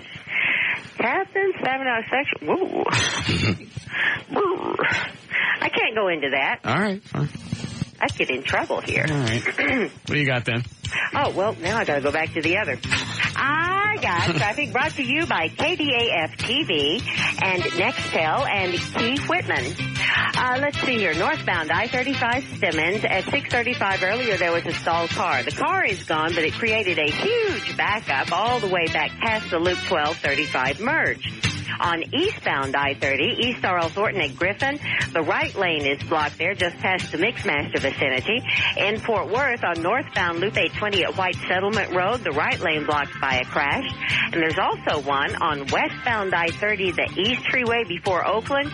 Only the left shoulder's getting through. It's a big one, and traffic is backed up to East Loop 820. This also brought to you by Albertsons. Save over $30 when you buy 4 or more Six Flags season passes at Albertsons, but you'll have to hurry. The sale ends February 9th, and this also brought to you by Captain Stabbin. I'm Gail Lightfoot with traffic on the new 105.3 FM Talk to Rock, Texas.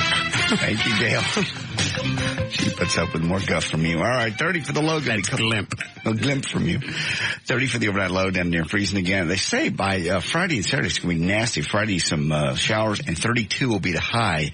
We got 52 degrees tomorrow. We have 48 now at the Talk That Rocks, Texas, the new 105.3 FM Talk. All right. Yes, Alan? Hey, Russ? Yes.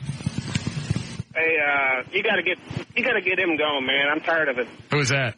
That's Trey. How come? What? Him to get anything done. He got me Brad Watson. Huh?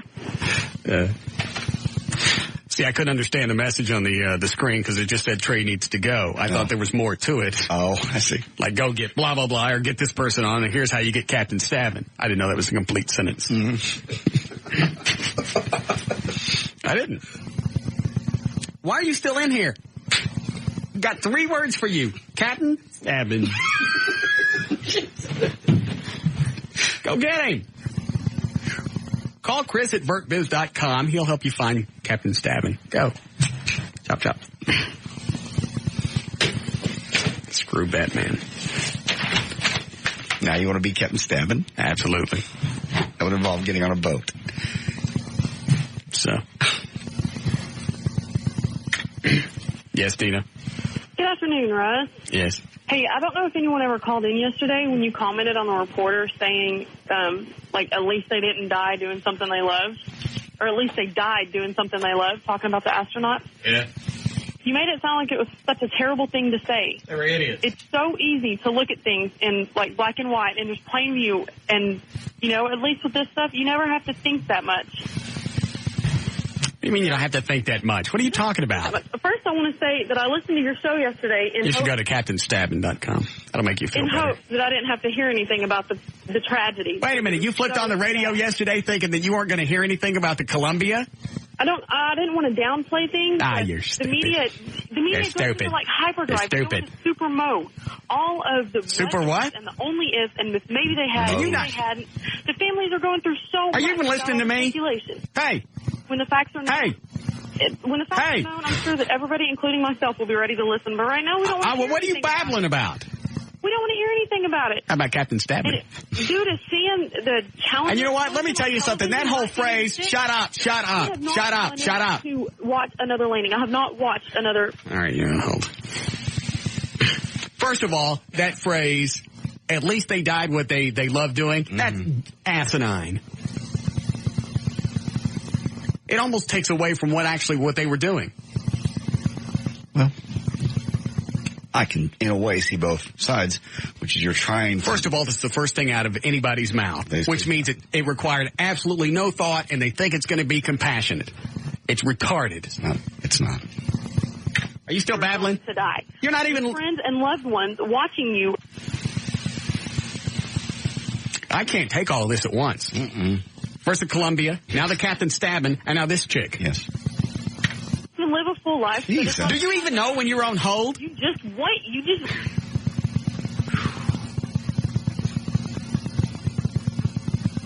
That is probably one of the most retarded things I've heard somebody say. At least they died doing what they. You're retarded. You're they stupid. died doing something they love. You're an idiot. Would you train here? Nobody likes you. To go into space one day, you wouldn't even have enough dedication. Never heard a word I said. It is. It's an easy out. Doesn't require any thought. Doesn't require any process of anything else. Yeah, they died doing what they enjoyed. What's on the TV? Well, they're trying to fill time. It's like what's his name from Channel 8 saying it's unlike him. What did he say? Uncharacteristic? Yeah, uncharacteristic of a shuttle reentry. Yes. You're good. He's good. Well, he's Channel 8. Yeah, you can't get on Channel 8 being a goo. No.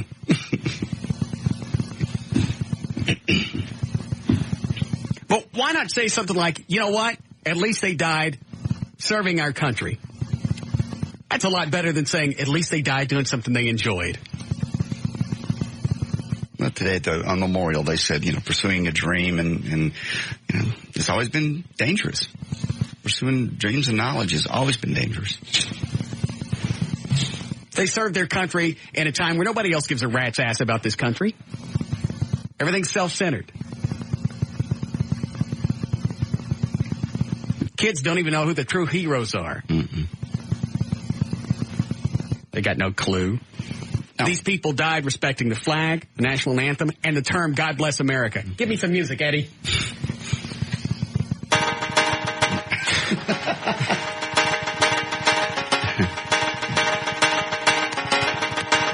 Not that. Not that. Load me up something else.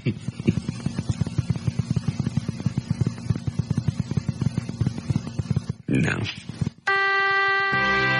That's fine. Because we'll sit around and we'll bitch and moan about other countries and how they don't respect us. We don't respect ourselves. Yeah. Look at the way we treat each other. We break into each other's houses. We rob each other. We hate each other for no reason. There are plenty of reasons to hate people. Trust me. Focus on that. As a veteran of World War II, Korea, Vietnam, the Gulf War, several other police actions. You were not. And as a POW. Don't throw that in. You're ruining it. I have strong appreciation for these people. You know what they wanted? All they wanted was a better country for us to live in. That's better. They died doing something they loved. You know what? I love sherbet. Sherbet? The ice cream? Sherbet. Oh. But I don't want to explode at Polar Bear ice cream. Polar Bear ice cream closed. Whatever. I love radio, but you don't see me wishing that I'd fart and explode here in the studio. No. I love digging in my nose, but not once while I was chasing a great big frosted flake up my nose did I wish that I'd burst into 900 pieces and fall over East Texas. East Texas. So some Elsie humping, flannel shirt wearing, shotgun toting, barn owl screwing, blockhead, half wet, pointy headed simpleton could find my severed head and turn it into a belt buckle. These people died in a time where few people get goosebumps when they hear the national anthem. I still do. I get goosebumps when I watch a shuttle launch and you see the words, the United States of America, and the flag lifting up. I still get a sense of pride. Most people don't. You know why we have tragedies? Because there's still some people that have the stinking balls to expect more for this country. These people were doing that. That's why this is a national tragedy. We got a call from somebody yesterday said this wasn't a national tragedy. Right. Yes, the hell it is.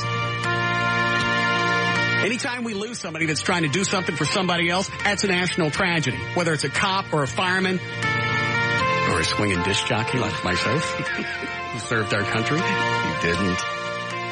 It's a loss for all of us because they're doing a job that a lot of people don't want or are afraid to take on.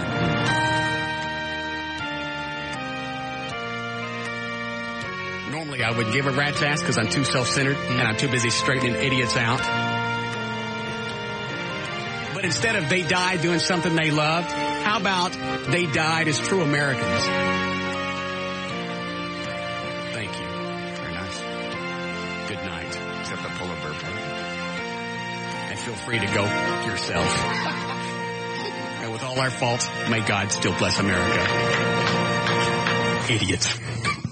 Thank you. Very nice. When did polar bear close? In the 80s. About 20 years ago. Anyway, that's my take on it. Okay. That's a good point. It is. They died serving our country. They died doing something that a lot of people were afraid to. I wouldn't go up in space. You couldn't get me into space if they were giving away free jugs of wine and downers. I know. I love to fly, and it would frighten me. I would probably do it, but especially on a space shuttle. A thing that's over 20 years old or almost 20 years old. That was the oldest one, too, in the fleet. And it had only been up on like 28 missions. I know. That's like getting in your car every 28 times and waiting for the worst to happen. Well, I mean, that thing goes through so many stresses. I think we're learning the I don't know the right word, fragility? Fragility? Fragility. Yes. How fragile they can be. We learned that about jet airplanes. When we first came up with jets and we started going higher, we realized metal fatigues. It doesn't last as long as it did at lower altitudes. We had jets falling out of the sky after, 500 or 600 hours. And we're going, what's going on? It's because they can't stand the pressurization. We learned that lesson with a Constellation. Just with all this is what's going on in this country and the way we're reflecting back on everything that's happened, I want to know, did you get a hold of Captain Stabbin? Their offices are closed. But I sent an email to the webmaster. Perfect. We'll get to the bottom of this tomorrow. Yes. Captain Stabbin's not fake. Yes, Michael? Hey, Mark Davis gave y'all some pretty cool props today on his show. What did he say? Said that he had a good time on here yesterday, and he's known JD for a while, and he said something yesterday. He said some guy got really mad at him whenever he hung up on the phone. Wish he could stay on and talk to him, but I don't know. It was pretty cool. I shot up off the couch whenever I heard him say it. I couldn't believe it. Did he hear about Captain Stabbin? No, probably didn't. You should call him tomorrow and tell him about that. All right, I'll be sure to do that, man. Just act like you're going to get on and talk about whatever subject there is, and then right in the middle of it, tell him Captain Stabbin's fake. He has a delay. Does he? Yes. Were you going to say something, Trey? Do we need a break, Eddie? Getting close. Oh, yes, Trey, you have time. I was going to say something about the shuttle. What about it? Honestly, I don't even remember what I was going to say, so. Was it as poignant as my little speech? I didn't get to hear most of your speech, unfortunately. Oh, that's too bad. Oh, I know. It is that the shuttles are designed to do a little over 100 missions, and so for their design... It was well under. It had only gone a third of what they had designed it to. But you're right. It just seems to be really fragile. And they strip them down almost to the aluminum body after every 4 flights. So anyway, that's my point. Instead of saying they died doing something they loved, they died serving our country. They did.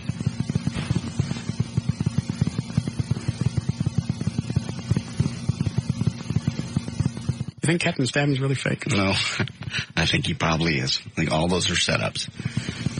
Yeah. You can buy his DVDs, though. Can you really? Yeah. You'll love the name of the site. What is it? I don't even know if I can say it on air. Say it and then I'll hit the delay. Nutbustervideo.com. Yeah, there's nothing wrong with that. Oh, okay. How much are they on Nutbuster? I didn't price them. Go back and check and see what they cost on Nutbuster. Gone from Brad Watson to Captain Stabbin. Got a Nutbuster. It's a very eclectic show. Been a full day. Yes. All right, we'll be back.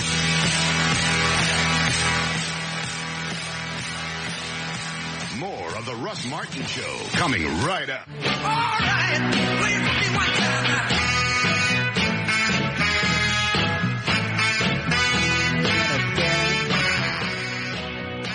now. All right. 5:32. J.D. Ryan is here. Eddie Boyd, Dan O'Malley, Trey Trenholm, KLLI Filter Traffic. We just finished news, didn't we? Yes, we did. See, I told you.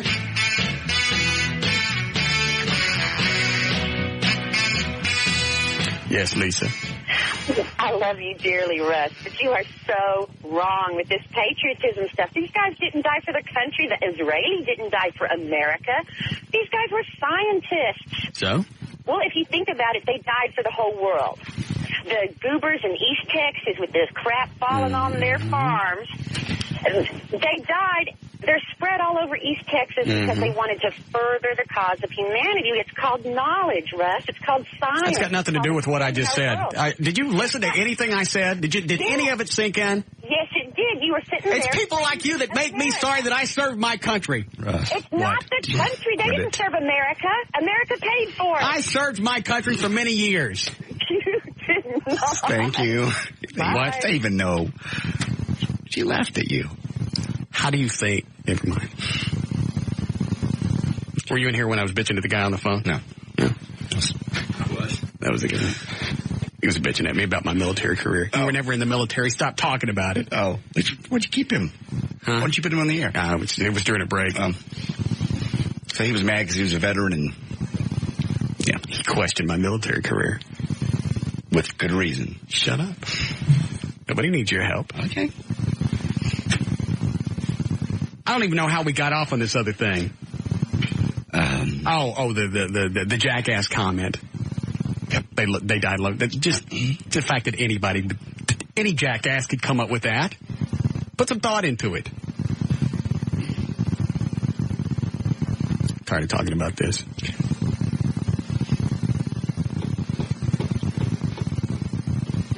Captain Stabbing call back yet? Left a message. Left a message, sent an email, and I'm about to fax something. So somebody just sent an email, speaking of that said they saw you working out at 24-Hour Fitness, JD, and you didn't have your trainer. Yeah. I thought you had a trainer. I do. Where was she? She got me going, and I'm doing it on my own now. I thought you were supposed to have her through your whole run there.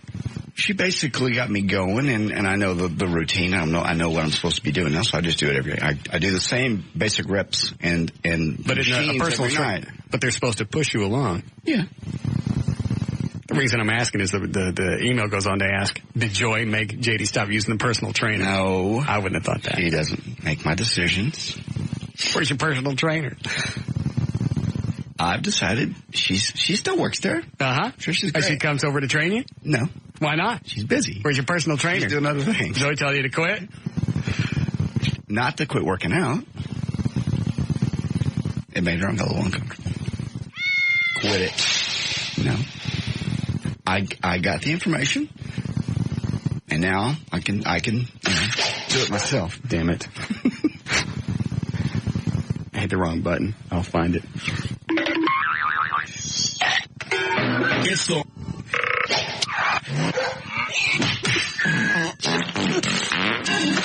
You stand right there and wait till I find it. Okay.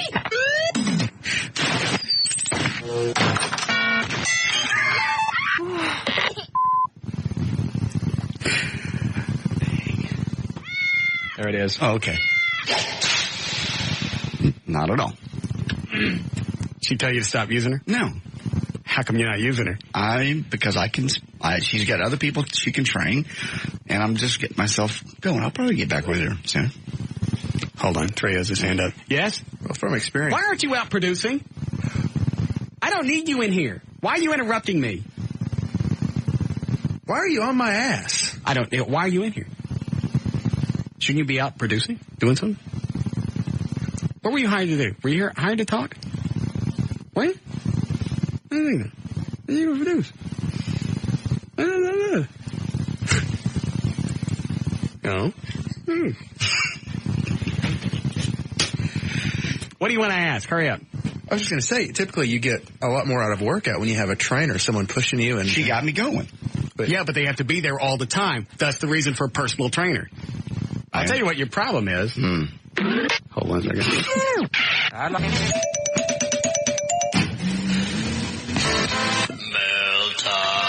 Damn it.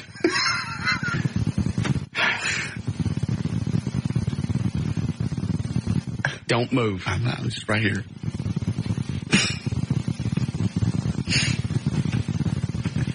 Crap. It's not either.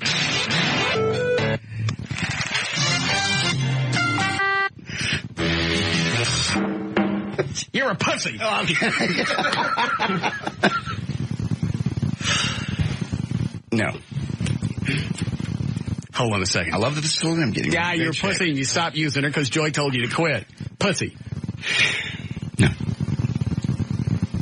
Just, What does Bob want? Oh. Yes, Bob? You're really making me look bad. I mean, I've been trying to get to you so that you will meet with the new general manager, Dave Siebert. He's been in the building now for like 9 days, and we haven't had an opportunity for you to meet with him. How am I making you look bad? Because I told him I could get you to come in and meet him. And I haven't been able to do that for 9 days. He keeps asking me, well, when's he coming in? Can't you get him to come in early? I'm like, I'll get him in as soon as I can get him to commit to a day. You haven't said anything to me. What? I've asked you to come in a little bit early one day and meet with Dave Siebert. I sent you an email today. You never said anything about this seashore guy. Siebert, Dave Siebert. Whatever. Yeah. Well, he's a big fan of yours, and he just wants. Well, get him an autograph and tell him to leave me alone. Well, I think he'd rather get that in person. He's the new general manager. What does he want? He just wants to say hi and have a face-to-face meeting. At least know who he looks like. I mean, why do I need to know what he looks like? Because he's our new general manager. I'm sure he's a lovely guy. Well, he is, and he really just wants to get the chance to meet you and let you know how much he likes what you do. You've already communicated everything. Why do I have to go sit with the GM? You know I hate stuff like that, especially with this Sherbet guy. I know, but Siebert. Whatever. And you only need him to just once, just one time, just like for a minute and a half. Hi, good to meet you. Thanks, great to be here. Got to go now, doing the show. I mean, really, that's all you need. But right now, I can't just autograph something and give it to you? No. Not for the general manager. No, Bob just said he's a fan of the show. He thinks I'm a complete nincompoop and incompetent because I can't get one of my people to come in and meet him after 9 days. He thinks you're a complete what? Nincompoop, incompetent, whatever. And this is early on in our relationship. I don't want him to think that everything's completely out of control here. It's not out of control. I'm busy. I work every day. I told him that. I don't have the luxury of going out and playing golf in the middle of the day. I told him that you worked right up to the minute you go on the air. And he said, well, just get him to come in a couple of minutes early, just before 3 o'clock. I said, I will get that. By the way, I noticed that you've been here every day. Yeah, all day long. Yeah, well, that happens. Yeah, how did that... Things are different. Is he not falling for the your door is open and your glasses are upside down on your desk thing, but you're nowhere around trick? Well, no, not really. But that's because he's not here. You know what? I fell for that like the first 2 or 3 months because I walked by Bob's office and I go, well, he's got to be here. The lights are on in his office. His glasses are laying upside down right there in the middle of his desk. He's got to be someplace around. Mm-hmm. Then I figured out those were glasses he bought at Walmart, just throws them down there so people think he's around. Right. Well, the problem is Dave's not here in the afternoon. He's over at KVIL, so he calls. How many stations is he over? 5. Well, he's a general manager of 5. He's actually... What does he want? Why has he got to mess with me then? He's not messing with you. He just wants you to say hi, hello, and know what he looks like, because he's the general manager. I don't want to. I told him that you would do it. Okay. I mean, just someday this week, if you could just come in a minute or two early, that's all. I'll slip an autographed headshot under his door. Oh, swell. Dave, love working for you, Russ. Okay, fine. Please. I don't care. Maybe Thursday. Can you do it like Thursday? I told him maybe. Thursday at what time? Like a couple minutes before 3. That'll be fine. Okay. All right. Thank you. Right. Bye. I'm not going back there. Why? Cause. Why? I don't want to. You got to lay the groundwork. Oh. Okay. He wants to come visit with me and come in here in the studio. I see. Okay. Or I'll just autograph something and give it to Bob. Have him come in here. what he looks like either. Well, I got to know what he looks like. He's our boss. Our boss's boss. You always knew what Reed looked like. You went and hung out and had drinks with Reed. Reed was the one that hired me. I knew Reed. I don't know this Dave Sunshine guy. Hebert. Whatever.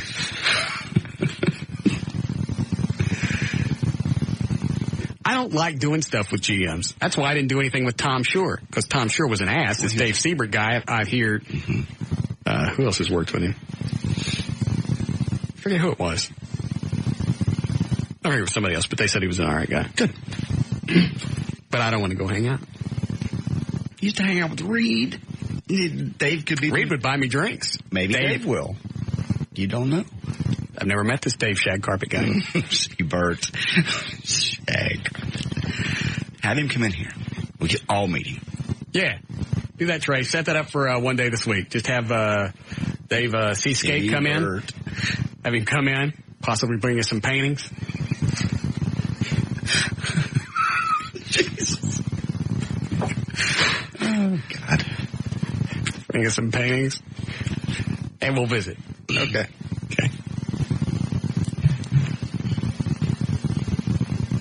Can't wait to meet our new GM, Dave Seashore.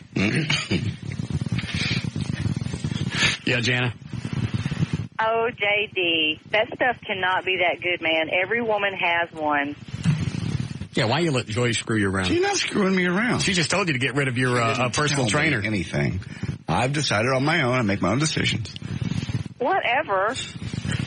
See, and now, instead of putting forth a powerful image, our new GM's going to listen to the show, this Dave C-section, and he's going to listen to you. And he's going to know that you're some kind of... I'm not. You're some kind of wuss. I'm not either. I'm not working out. I'm having a good time. I get the routine. I'll go work out with her again. Or I bet you don't. There's another trainer there, too. He's a guy. He's more into the powerlifting stuff. When did she tell you couldn't have a personal trainer anymore? She didn't tell me that. Thanks, Jenna. She didn't tell me that. You said she had a problem with it. I could just tell she was uncomfortable. Hold on a second. Brainchild has a comment. Yes? Did you take her to the gym with you one day? Mm-mm. Oh, actually, yes. She has been to the gym with me, but she has not met Trish. So how did it come up? Exactly in conversation did she say, I don't want you to have a personal trainer anymore if it's a chick? I stayed late at the gym one night. Yes. And it was just like... With Trish? Yes. You have drinks afterwards? No. What did you guys do after you worked out? After you were all hot and sweaty? You retired to the showers? I went to the steam room. With Trish? No, she's a professional. She works there. She and I have no relationship whatsoever other than she's working me out. Yeah, I bet she is. Quit it. She's very sweet, very energetic. But I could tell that it was bothering her that I was doing this. You got to stand up. You got to stand up to her and tell her to knock that off. Well, if it bothers her, then I can work out. I can work out on my own. I can count to 15 3 times. That's not what it is. A personal trainer is there to push you to go 15 and then 16 and then 17, and you go and go and go. You got to keep pushing yourself. You got to have somebody to push you all along. You don't get to be GM of 6 stations like Dave C. Cup without somebody pushing you along.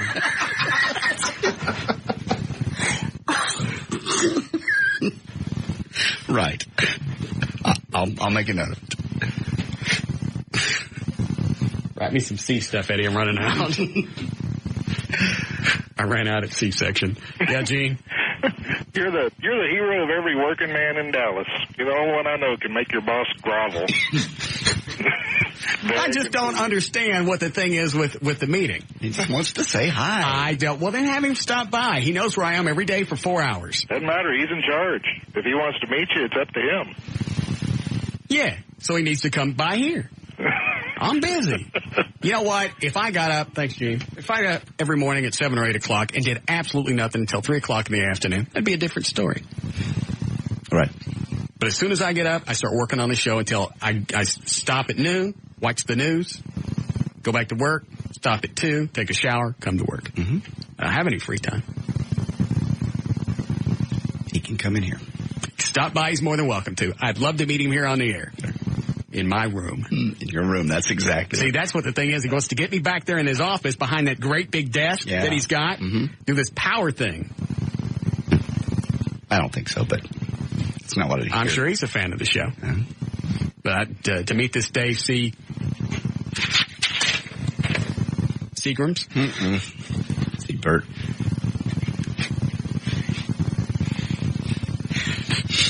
I don't want it. Okay. Oh, I thought one more. I'll use this one going into the break. We need a break here before news? Yes, we do. All right. It's a power thing. All right. And I'd just rather not do it. I'm sure he'll be glad to meet you in here. I don't think he's into that power thing. I'm looking forward to meeting Dave C. Monkey.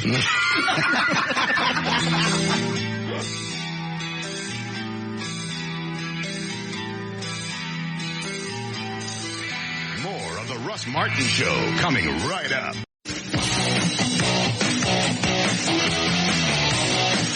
Call Russ now at 214-787-1053. All right. You ready for news? Oh, yeah. Do you have any more audio?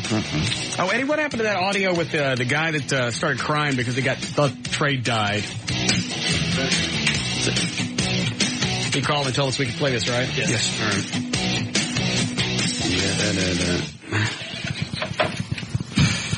This guy, one of our listeners, got this voicemail, Friday. I guess it was about 6:20. He sounds normal at the beginning. Then if you get at the end, you can tell he's starting to lose it. And I don't know if it's because he thought Trey died or is because I got fired. All of it I find hard to believe that anybody bought. Oh, they bought the thing about him falling off the ladder? Yeah. Why would anybody believe anything that we do? I stopped by a fire station last weekend with a Batmobile to get some pictures. I thought it'd be cool, like in one of the bays. Sure. And a couple of the firemen were listeners, and they said they thought the whole Batmobile thing was fake because nobody believes anything that we do. I can see that. Like, I don't think I'd go to the time and trouble of putting pictures on the website, shipping one down here so I could drive it around. It's a bit. I know. We've pulled too many things.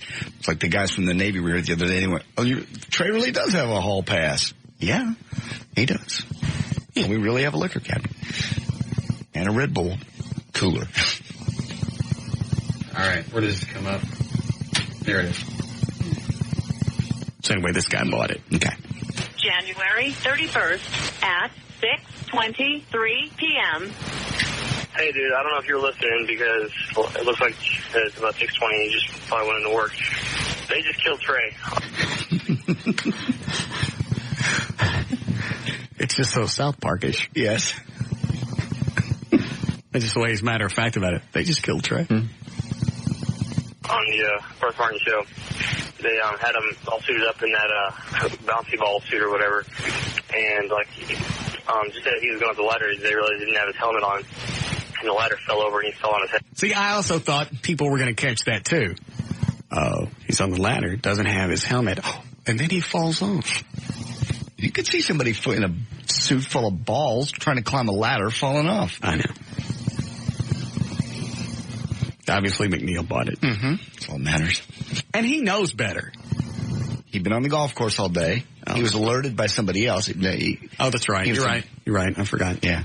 So it didn't look like it came from you. Okay.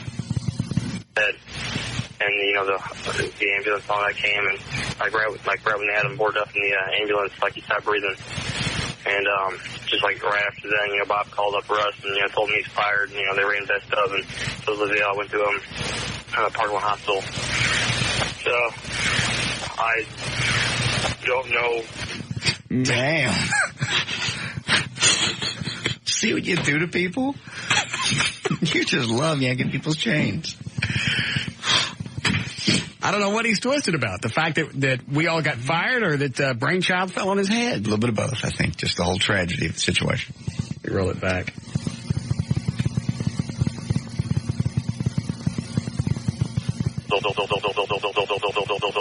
Dope. So, I went to Parkland Hospital. It just stopped on me. Is it this player? Yeah, same machine. I thought they were going to take this out and fix it. They did it again today. They took it out again? Yes.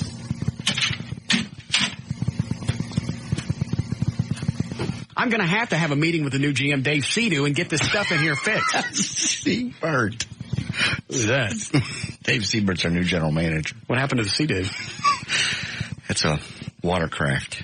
Like Captain Stabbing? Very much. January 31st at 6:20. I'll let this play through while I talk to this chick. Yes, Mariah? Mariah. Yeah, how's it going? Yeah, sweetie. Who am I talking to? It's Russ. What do you want? Hi, big boy. Yes. I just wanted to talk dirty to me a little bit. Okay, hold on a second. Suit or whatever. And, like, just as he was going up the ladder, they realized he didn't have his helmet on. And the ladder fell over and he fell on his head. And, you know, the ambulance and all that came. And, right when they had him boarded up in the ambulance, like, he stopped breathing. And, just like right after then, you know, Bob called up Russ and, you know, told him he's fired. And, you know, they ran vest up. And here it comes. so Olivia went to Parkland Hospital. So, I don't know what's going on, but supposedly Russ is supposed to jump back up to work or anything. So, and the RMS, I was seeing that. God, I don't know how the hell he missed the end of the bit, because we popped it almost as soon as it was over. Yeah. He was torn up. He had to turn it off. I'm sorry. What'd you want, Mariah? When can I make a date? For what? I want to come up there and see you, me and two of my girlfriends. How old are you? I'm 22. How old are they? They're 21 and I think 22. Are you hot?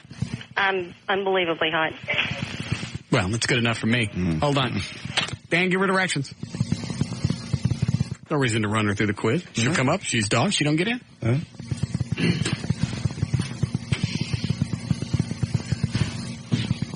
It's always the one that says. I know it. I'm unbelievably hot. That's all right. She'll come in. If she's a dog, send her down the hall to Dave C. Munster's office. I should have stopped at C-section. C-do was good. All right. You ready for news? Yes. Okay. You're on Legal ID, Eddie? Okay. 603, J.D. Ryan's on the new 105.3 FM Talk with news. Thank you, Russ. And news is brought to us by the Dallas Boat Show, the Dallas Market Center. Come on out and see me. I'll be there Saturday from 1 until 3. If you find my boat at the boat show, you can register to win a trip to Mexico. Dallas Mayor Laura Miller plans to deliver the annual State of the City address to the public at noon tomorrow at City Hall. Before she was elected, Ms. Miller ran a back to basics campaign, promising to fill potholes, improve code enforcement, and increase the salaries of police officers and firefighters. We'll see how she's doing tomorrow. She also wants to get rid of panhandlers now. How would you do that? I don't know. I am so sick of pulling up to a stoplight every day at almost every stoplight. Almost as soon as I get to Mockingbird, because I cut across Mockingbird coming over to the station, there's some goof at almost every light. Every day. Up and down Northwest Highway, same thing. They'll lean up to your window and they do the thing like the two fingers together, right up to their mouth, like, do you have a cigarette? Gonna have some money. No.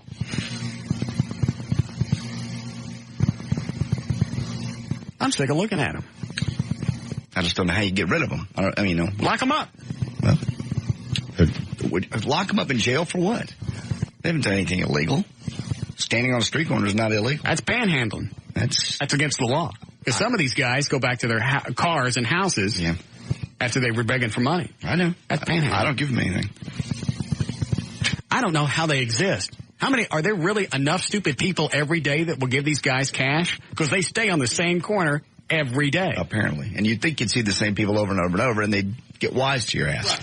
And I've been working here 12 hours by the time we leave here, and I see this guy here at the street corner going, give me some money. No. And I wonder what time they get there. Or what they would do if you were on their spot when they showed up their morning for their shift. I think it's very territorial. I believe it's my corner, get off. You know. I'd like to know where's this guy?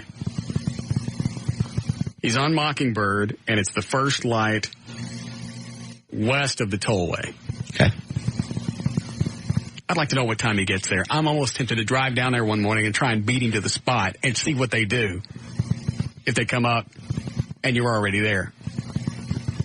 Interesting.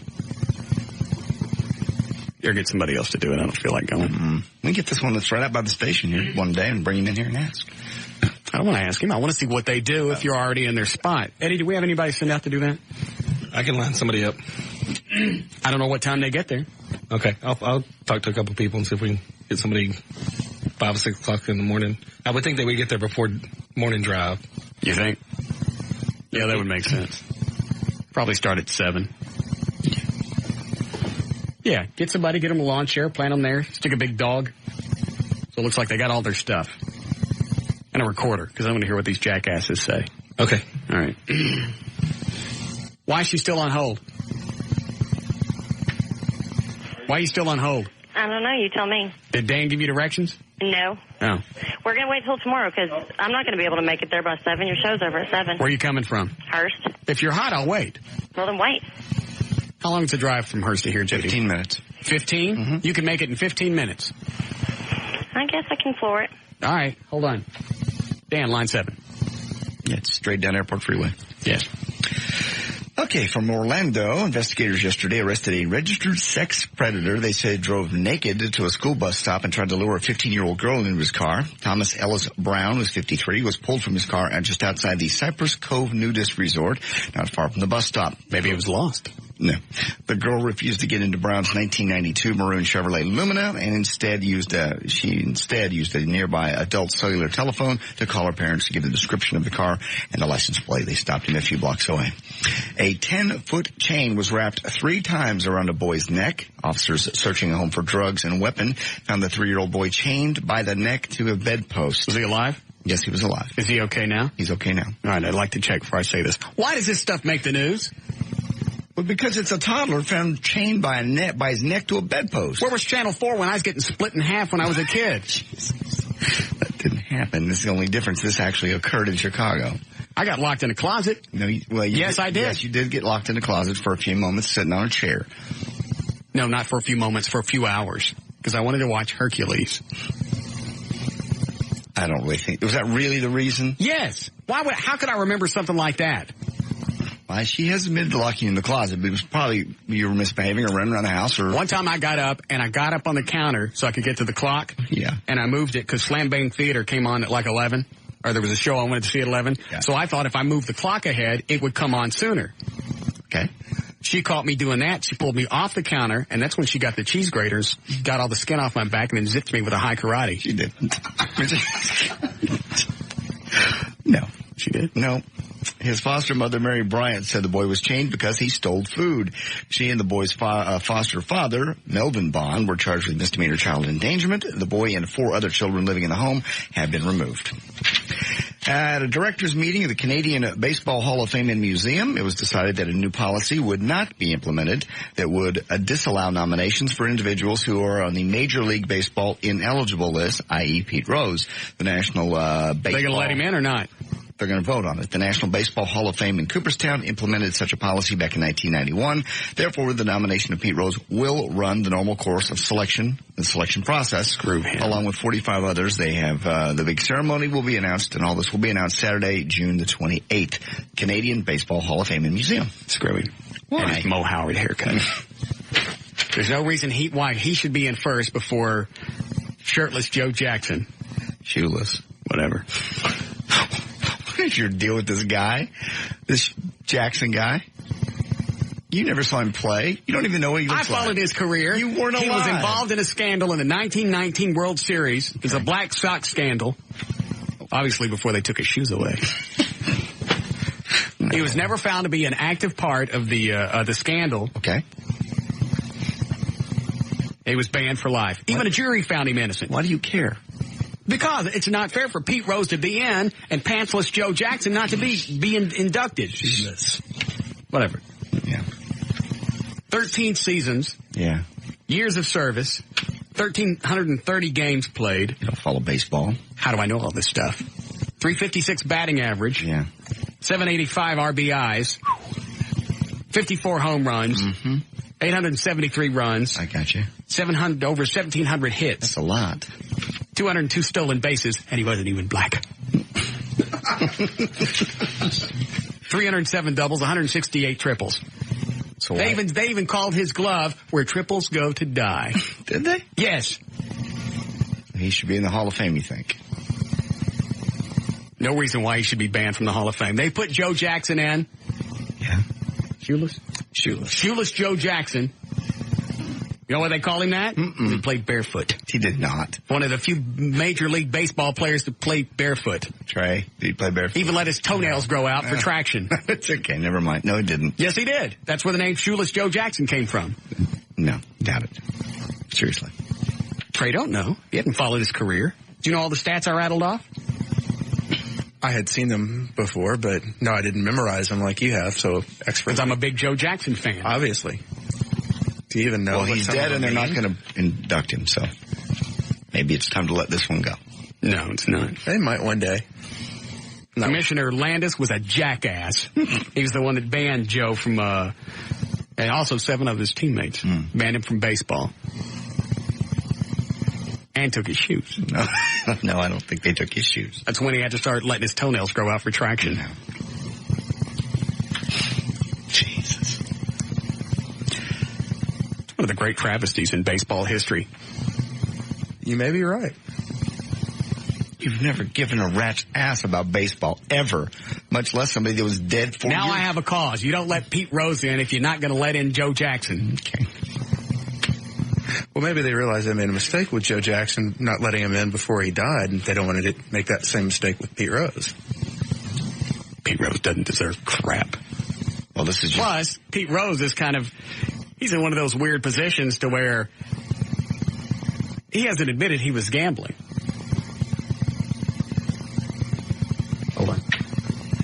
Yes, Mark? Oh, hang on, wrong button. Yes, Mark, what? He had bought a new pair of cleats before a game, and he tried them on before the game. They hurt his feet too damn much, so he took them off and played the whole game barefoot. I told you, that's where his nickname came from. And did you see his toenails? Oh, yeah. They were huge. This guy's just... They looked like Fritos. No. Let's see. I think that guy is correct on the origin of his nickname. Okay. He played without shoes. It was one game. No, it was his entire career. No. Okay. It's a travesty. Anyway, if Pete Rose admits he was gambling, it's like, which way do you go? If you never admit it, then there's always that doubt. If you come out and go, yeah, I was doing it, then now you're guilty, and you still can't get in. So why admit it? Well, he's ridden the fence on whether he was actually gambling or not. The big deal is was he gambling on his own games? Make any difference? He doesn't deserve to be in. Let him play without shoes one game. See how long he can run. Nice that you have a cause, especially in baseball. I'll support Pete Rose's induction as soon as they let in crotchless Joe Jackson. No shoes. I'm done. Okay, and finally, last Wednesday, 29-year-old Christopher Burgesson of Minnesota lost control of his pickup truck, which flew 150 feet, rolled several times before catching on fire. Christopher, who was not wearing his seatbelt, was thrown from the truck and was killed. Officer who discovered his body also found a piece of paper lying nearby. It was a ticket he had gotten 9 days earlier for not wearing his seatbelt. There's news and information. I'm J.D. Ryan on the Talk That Rocks Texas, the new 105.3 FM Talk.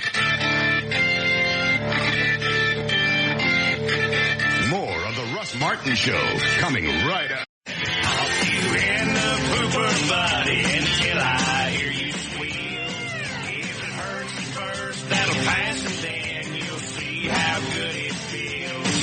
With the doggy style, so get on your paws and turn around and kneel. Yeah, pop you in the pooper buddy. Let's see how good that feels.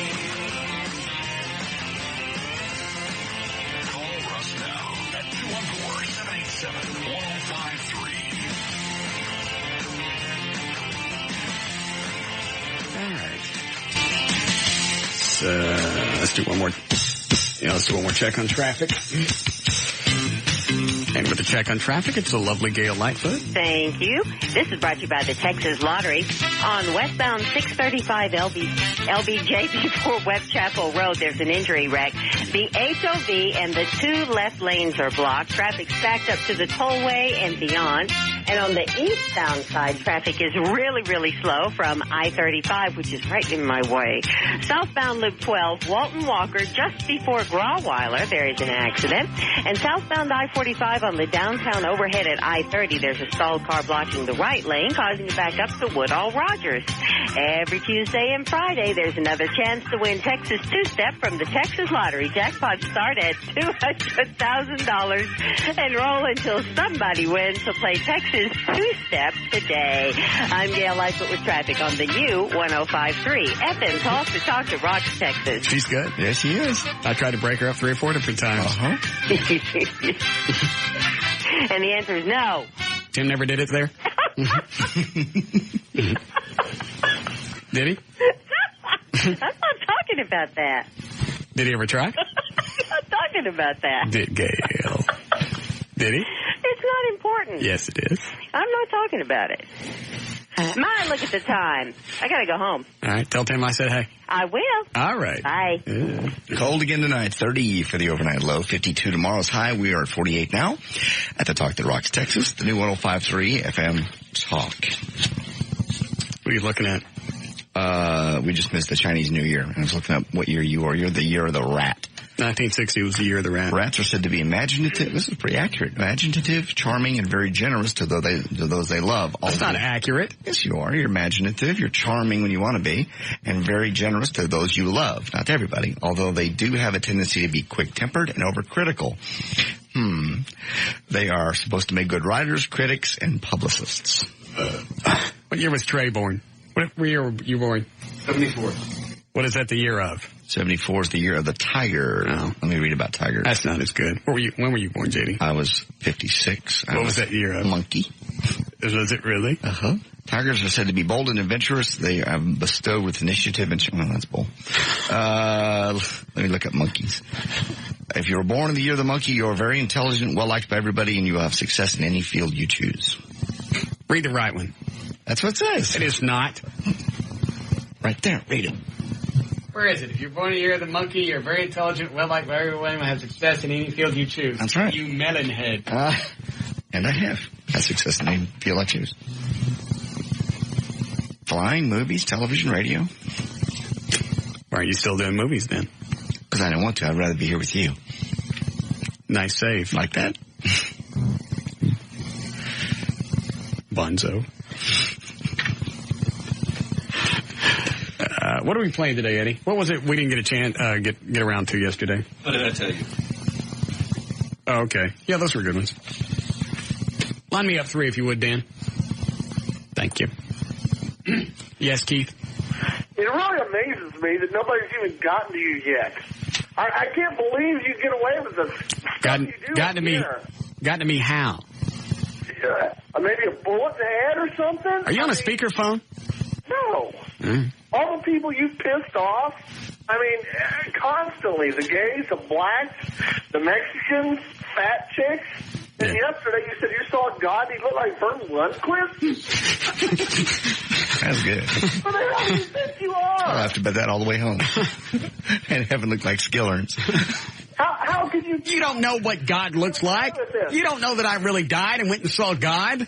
You're lying. Just like you're lying about being in the military. I was in the military. That's one of the few times I saw God. I died in the trenches one time and he brought me back to life. Order. What is your first general order? Not to get shot. No. Dip. Yes, Mr. Trenholm. I forgot. Who was Harold Taft in heaven? Jesus. Yeah. Heaven was a great place. It sounds like it. I didn't get to see it that long. How long were you dead? 45 seconds. You got to meet a lot of people. I went down the tunnel, light at the end. Right. I saw God. It looked like Bert Lundquist. Heaven looked like Skillerns. Very nice. Sounds like a lovely place. And I don't know why nobody's gotten to me either. I do this stuff day in and day out. We know hundreds of thousands of people are listening. I don't know why I'm not getting a protest. They get you. They get it. They like you. They get it. I go out of my way to piss people off. I know. That'll be one of the happiest days of your life, if it ever does. Everybody's too lazy to protest. I'm stealing or weed eating or getting in a tutor. Who's got time to hold a sign? Yeah. What are we doing here? What did I tell you? Oh. Just one time. Mm-hmm. I'll even go out. I'll help them. I'll paint the signs. I know. That's the problem. Is you want it. So as a result, they don't want to give it to you. I got to jump on a group that'll actually do something. Mm-hmm. What group haven't you hit? I don't know. Obviously, I'm picking all the lazy ones.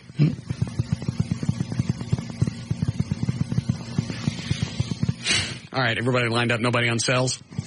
All right. Now it's time to play everybody's favorite game.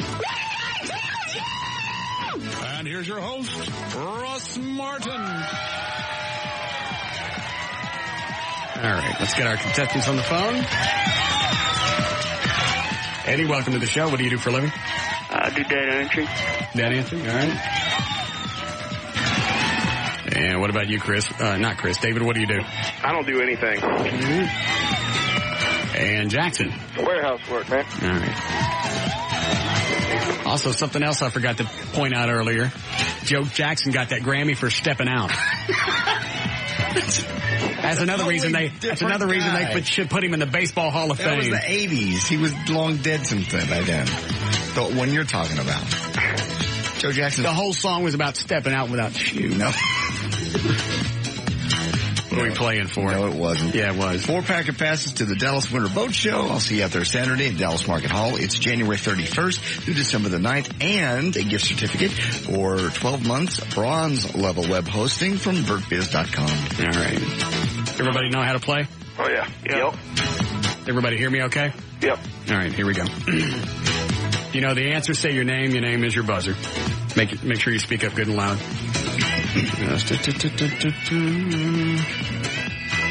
Eddie, which one is the finished one? You guys hold on for a second. Let's see which one I'm going to finish with here. That's a good one.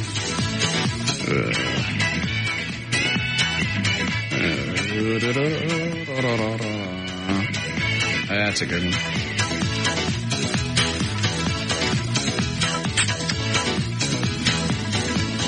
Okay. I'm ready. Here we go. All right. Who on the show can fix almost anything with grout? Eddie. Go ahead, Eddie. Russ. That's right. Who on the show's dad is grout? Jackson. Go ahead, Jackson. JD. That's right. Who do we know that no longer has listeners so he actually has to finger his own wife? Jackson? Jackson? Dan Lewis. Yes. It's a little rough. I know, right? Oh. Who on the show doesn't want to stop shaking because it's like masturbating every time he goes to the bathroom? Jackson? JD. No. Eddie. Go ahead, Eddie. Russ. Nope. David. David? Trey. Yeah. Who on the show has to wear a weighted helmet while diving to keep his massive head from bobbing to the surface? David. Go ahead, Jackson. David. No. David, go ahead. JD. That's right. Who do we know that is opening... Who do we know that is opening up Big Dan's School of... Spook? Oh, it's a wrong button. Of f***ing up radio. Eddie. Go ahead, Eddie. Dan. Yes, Dan Lewis. Who do we know that is the most talented man in the can recycling line? David. Go ahead, David. Russ. No. Eddie. Go ahead, Eddie. Dan Lewis. Who on the show is getting a tattoo to memorialize his dad, but is having problem picking out the perfect ashtray? Jackson. Go ahead, David. Jackson, go. JD is right. Who on the show can't go outside bare-chested because he looks like he just won a wet T-shirt contest? David? Trey. Yes. Who do we know that finally gets a discounted Olive Garden because it's an employee discount? Eddie. Eddie, go ahead. Dan Lewis, yes. Who on the show doesn't have to get x-rays for broken bones because the doctor can just shine a flashlight through his unpigmented skin? Go ahead, David. Right. Yes. Who do we know that is writing his own comic book? Go ahead, Eddie. David. Dan. Yes, Dan Lewis. Writing his own comic book, the superhero is called I Can't Believe I Screwed Up My Whole Life and Now Unemployed. God, I'm Stupid Man.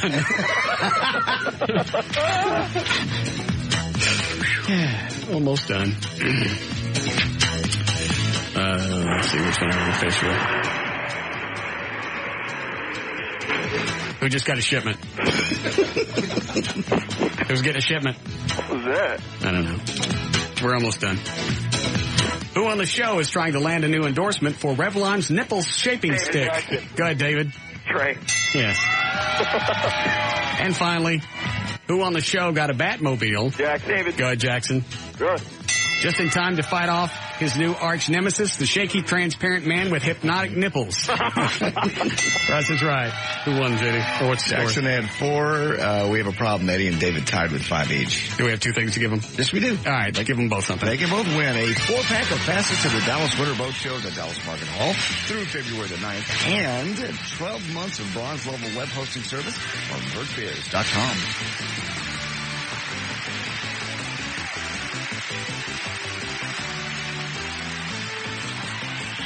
More of the Russ Martin Show coming right up.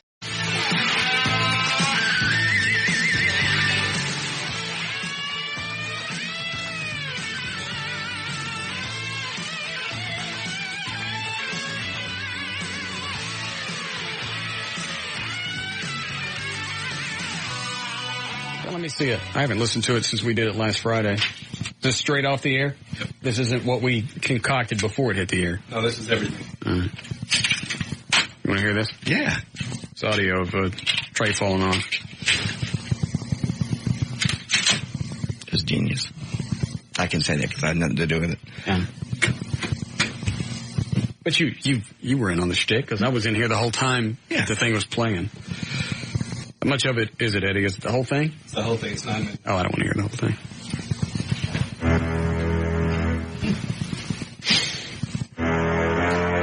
Oh, I remember why I did that. I played the Jaws music to cover up the fact when we were going to go to live, to picking up where the whole bit was recorded. Because we had to tape the bit because we didn't know if we were going to have access to an ambulance with a siren. Actually, it wasn't an ambulance. It was an emergency vehicle. I ain't saying where we got it. Okay.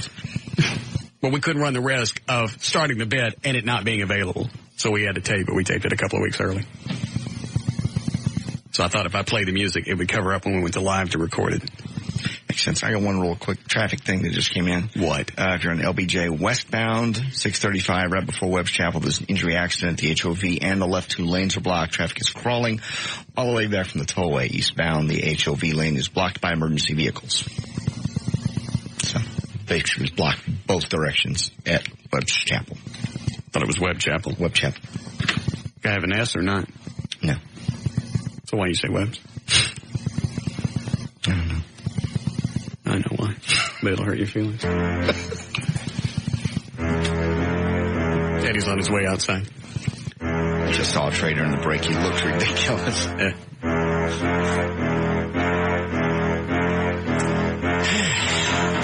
Just waiting for him to get set up. Waiting for him to call on the hotline.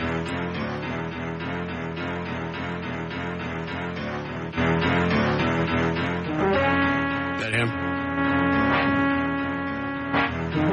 Eddie, are you there? Just building the tension. Mm-hmm. Hang on.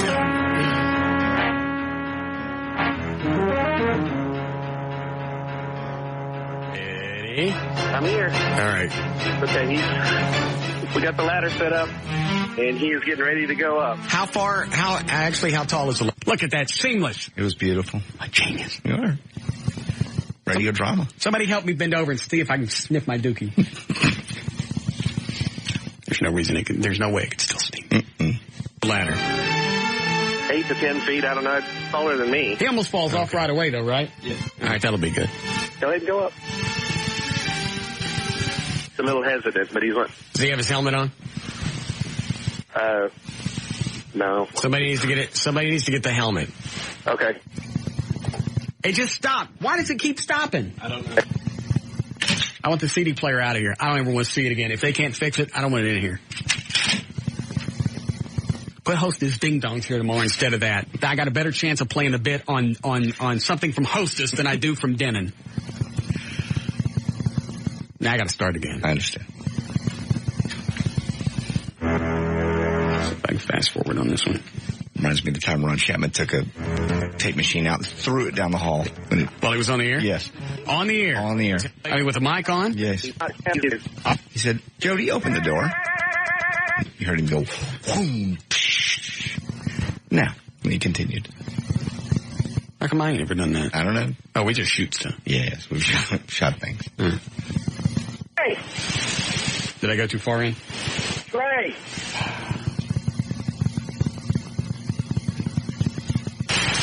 Trey.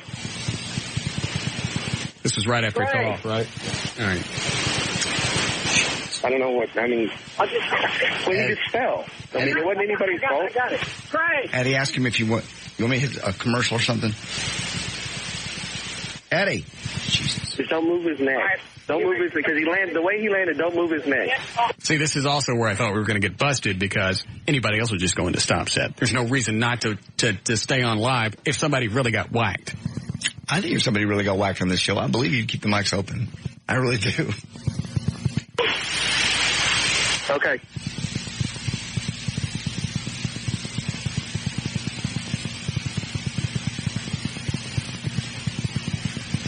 Jesus. Oh, God. You did? All right. He did. Yeah. Bob's on the line. O'Malley told me Bob's on the phone. Bob. They're coming? Yeah. What in the hell's going on? Bob, you know everything I know. Right. We have somebody injured? I don't know, Bob. You know everything I know. I'm in here. Should we try to take the Super Bowl suit off or something? Whose stupid idea was this? Throw somebody off of a ladder? He didn't fall. We didn't push him. We didn't push him off the ladder. Nobody pushed him. Wasn't that what you were going to do? So he fell off the ladder. Big deal. Bob's not very bright. To buy this bit, I was the new GM, Dave Seadoo. I don't know if I would keep Bob around. Dave Seabert, and it was very believable.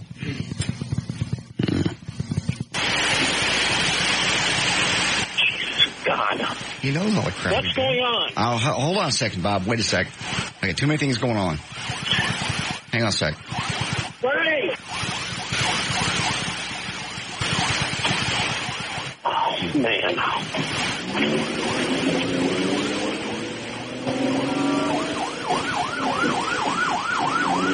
You like the diesel noise? Very nice. We got that in. Did you? Yeah. What's going on? What happened? I don't know, Bob. You know everything I know. Just relax for 1 second. I'm sorry. Hold on. I'm trying to see if they want me to hit a commercial. How do you open the gate?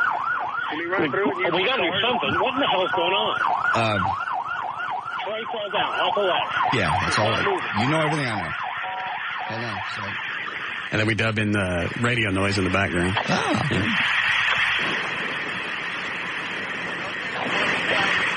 They got the phone out there, but he's not talking to me. This is serious stuff. I mean, he climbed the ladder and he fell and he landed right on his head, man. His name is Trey. Trey, can you hear me? Trey? What's that? He was almost to the top of the ladder when it went. I've had guys email me arguing the whole point. None of this could have happened with the timeline. I went, dude, we taped it real time. Right. Well, paramedics wouldn't have hauled him off. That paramedic, when he showed up, I told him to do it real time, and we didn't have to edit anything. Hey, Mike. This ain't no turd hunt. I know what I'm doing. I had an EMT. So I thought it was a bit until I heard the EMTs, and they were saying everything were right in order. So I knew it was, at that point, I knew it was real. You knew it was real what? They did. The guy that wrote me is an EMT. He said, I wasn't really buying it until the EMT showed up, and they were saying things that only an EMT would say. Got it. That's why we had to get a real one, because we didn't know what the hell to say. Hold on. What happened? Hold on a second. Okay, going back. 1, 2, 3. Okay. All right. We're going up. Drop. Okay. Hang on.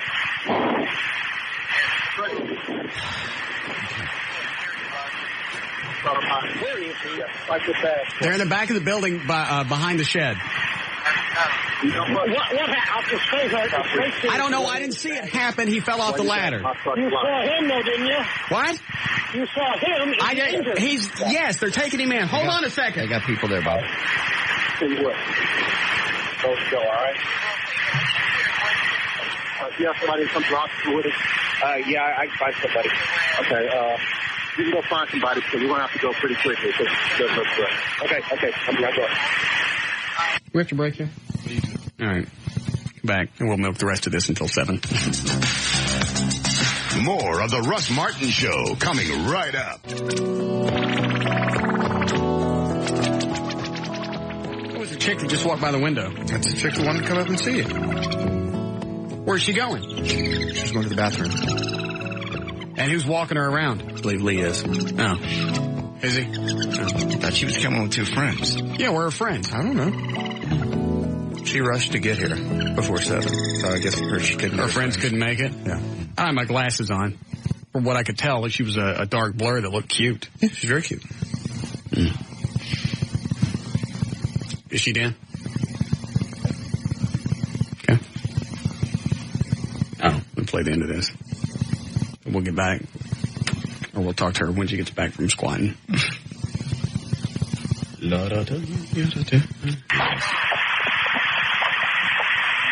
All right, she's back. Bring her in here. Hey, somebody needs to pat her down. She could be toting something. Absolutely.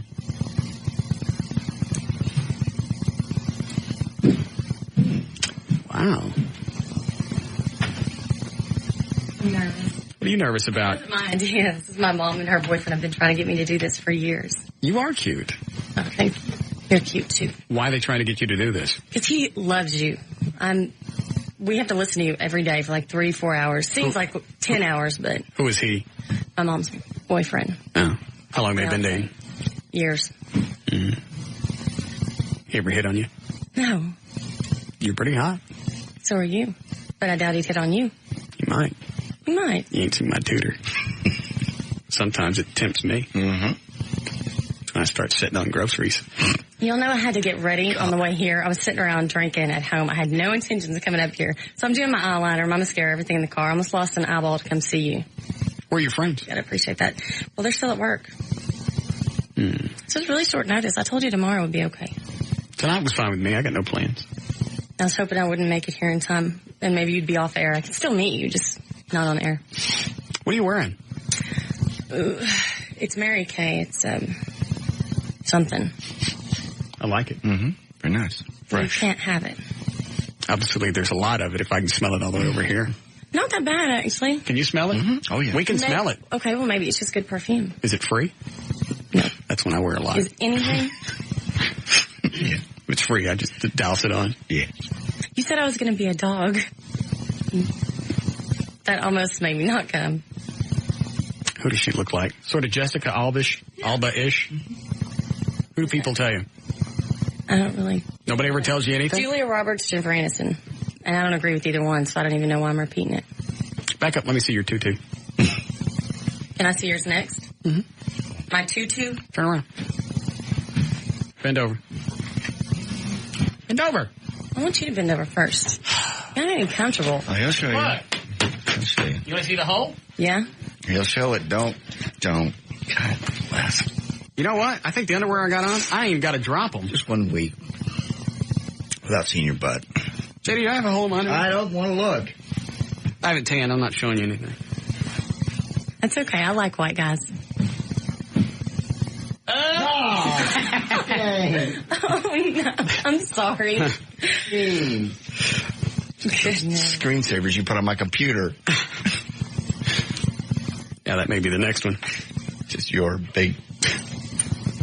Great big red eye. Mm. Trey, did you see the screensaver I stuck on JD's computer last night? The chick doing the soft serve in the guy's mouth? Yes. Quit it, please. No, it's... There's other people in the building when I turn my computer on. I want to know who did the one today. What's the one today? You did it. I didn't do it. I've got nothing to do with the one today. I haven't gotten to his computer. The one today is the girls in the shower. That's what I have on there. Eddie, what's the one today? A couple of homosexual men with Trey's face cut and pasted on top of one. God. That's perfect. On the conversation. Please stop this. Yeah. So, will we give her the mic back? I don't even know why you're in here. You can let us have a peek? I was afraid of this. You don't want us to see? No. Why not? I only want you to see. How old are you? 22. Well, they couldn't have gone bad in 22 years. No, there's nothing bad. We can leave. All right, everybody out. Okay, I'm not going to do it either way. Sorry. I promised I wouldn't. And I was like, is he going to throw me off the show if I Who did you promise? My mom, my boyfriend. Oh, they're listening. Of course, he would be perfectly okay with it. As long as you're happy, I told he's you, happy. because he's your stepdad. Mm-hmm. No. I know how it My works. mom's beautiful. She can hang on to him. Okay. All right, goodbye. Goodbye. Nice to see you. It's good to see you, too. Don't forget to I wanted to see those yams. I know. She promised she wouldn't. Maybe she will after the show. Did she leave? I don't know. No, if she don't want to show me, I don't want to see them. She wanted you to see. Screw it. Let me play the end of this so we get the hell out of here. Okay. Does this go all the way to the end where I get fired? Yes. Jeez. Where do they take him? From here, probably right across either Baylor. Where they go, Everett? Probably Parkland, Baylor. Straight from here? Yeah, Parkland's just across the freeway. St. Paul's. Yeah. What?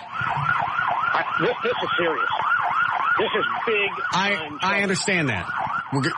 And I can't cover you on this one. How come? I can't. When somebody gets injured, I mean, insurance, everything, it's all going to get filed. Corporate's going to be involved. And you know the consequences. I mean, for crying out loud. What were you thinking? Russ? Oh. Yeah, Bob. You got a lot going on. Hang on. I got 8 things going on. See, that's why I got worried, because we needed Bob to finish up the bit. Right. I had to see how far he was going to get pissed off, and I accidentally cut him off. And I got Eddie's cell phone. I know. Get Bob back on the phone. So they'd go from... They'd go straight there. Parkland's the closest place. I think it's right across the freeway. 5 minutes.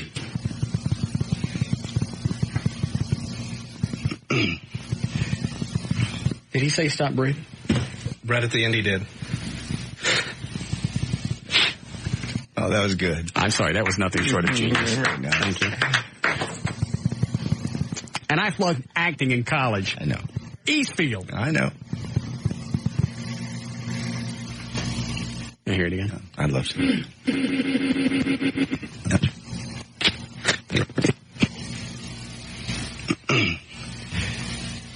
Did he say stop breathing?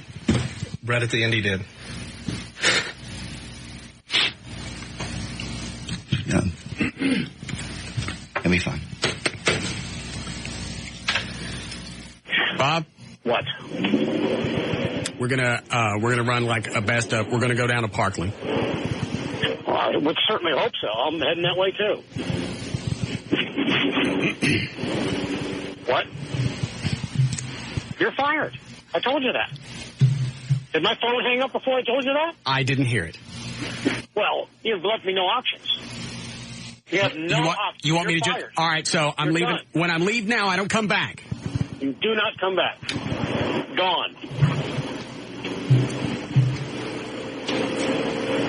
And you're sure you want to decide this right now? I don't have any choice. Somebody on your staff gets seriously injured in some stupid stunt you pull. You're responsible, and you're the consequence. Out. Done. Before I leave, somebody wants to ask you something. Fine. Hey, Bob, we're out of Jack. Can you bring some? You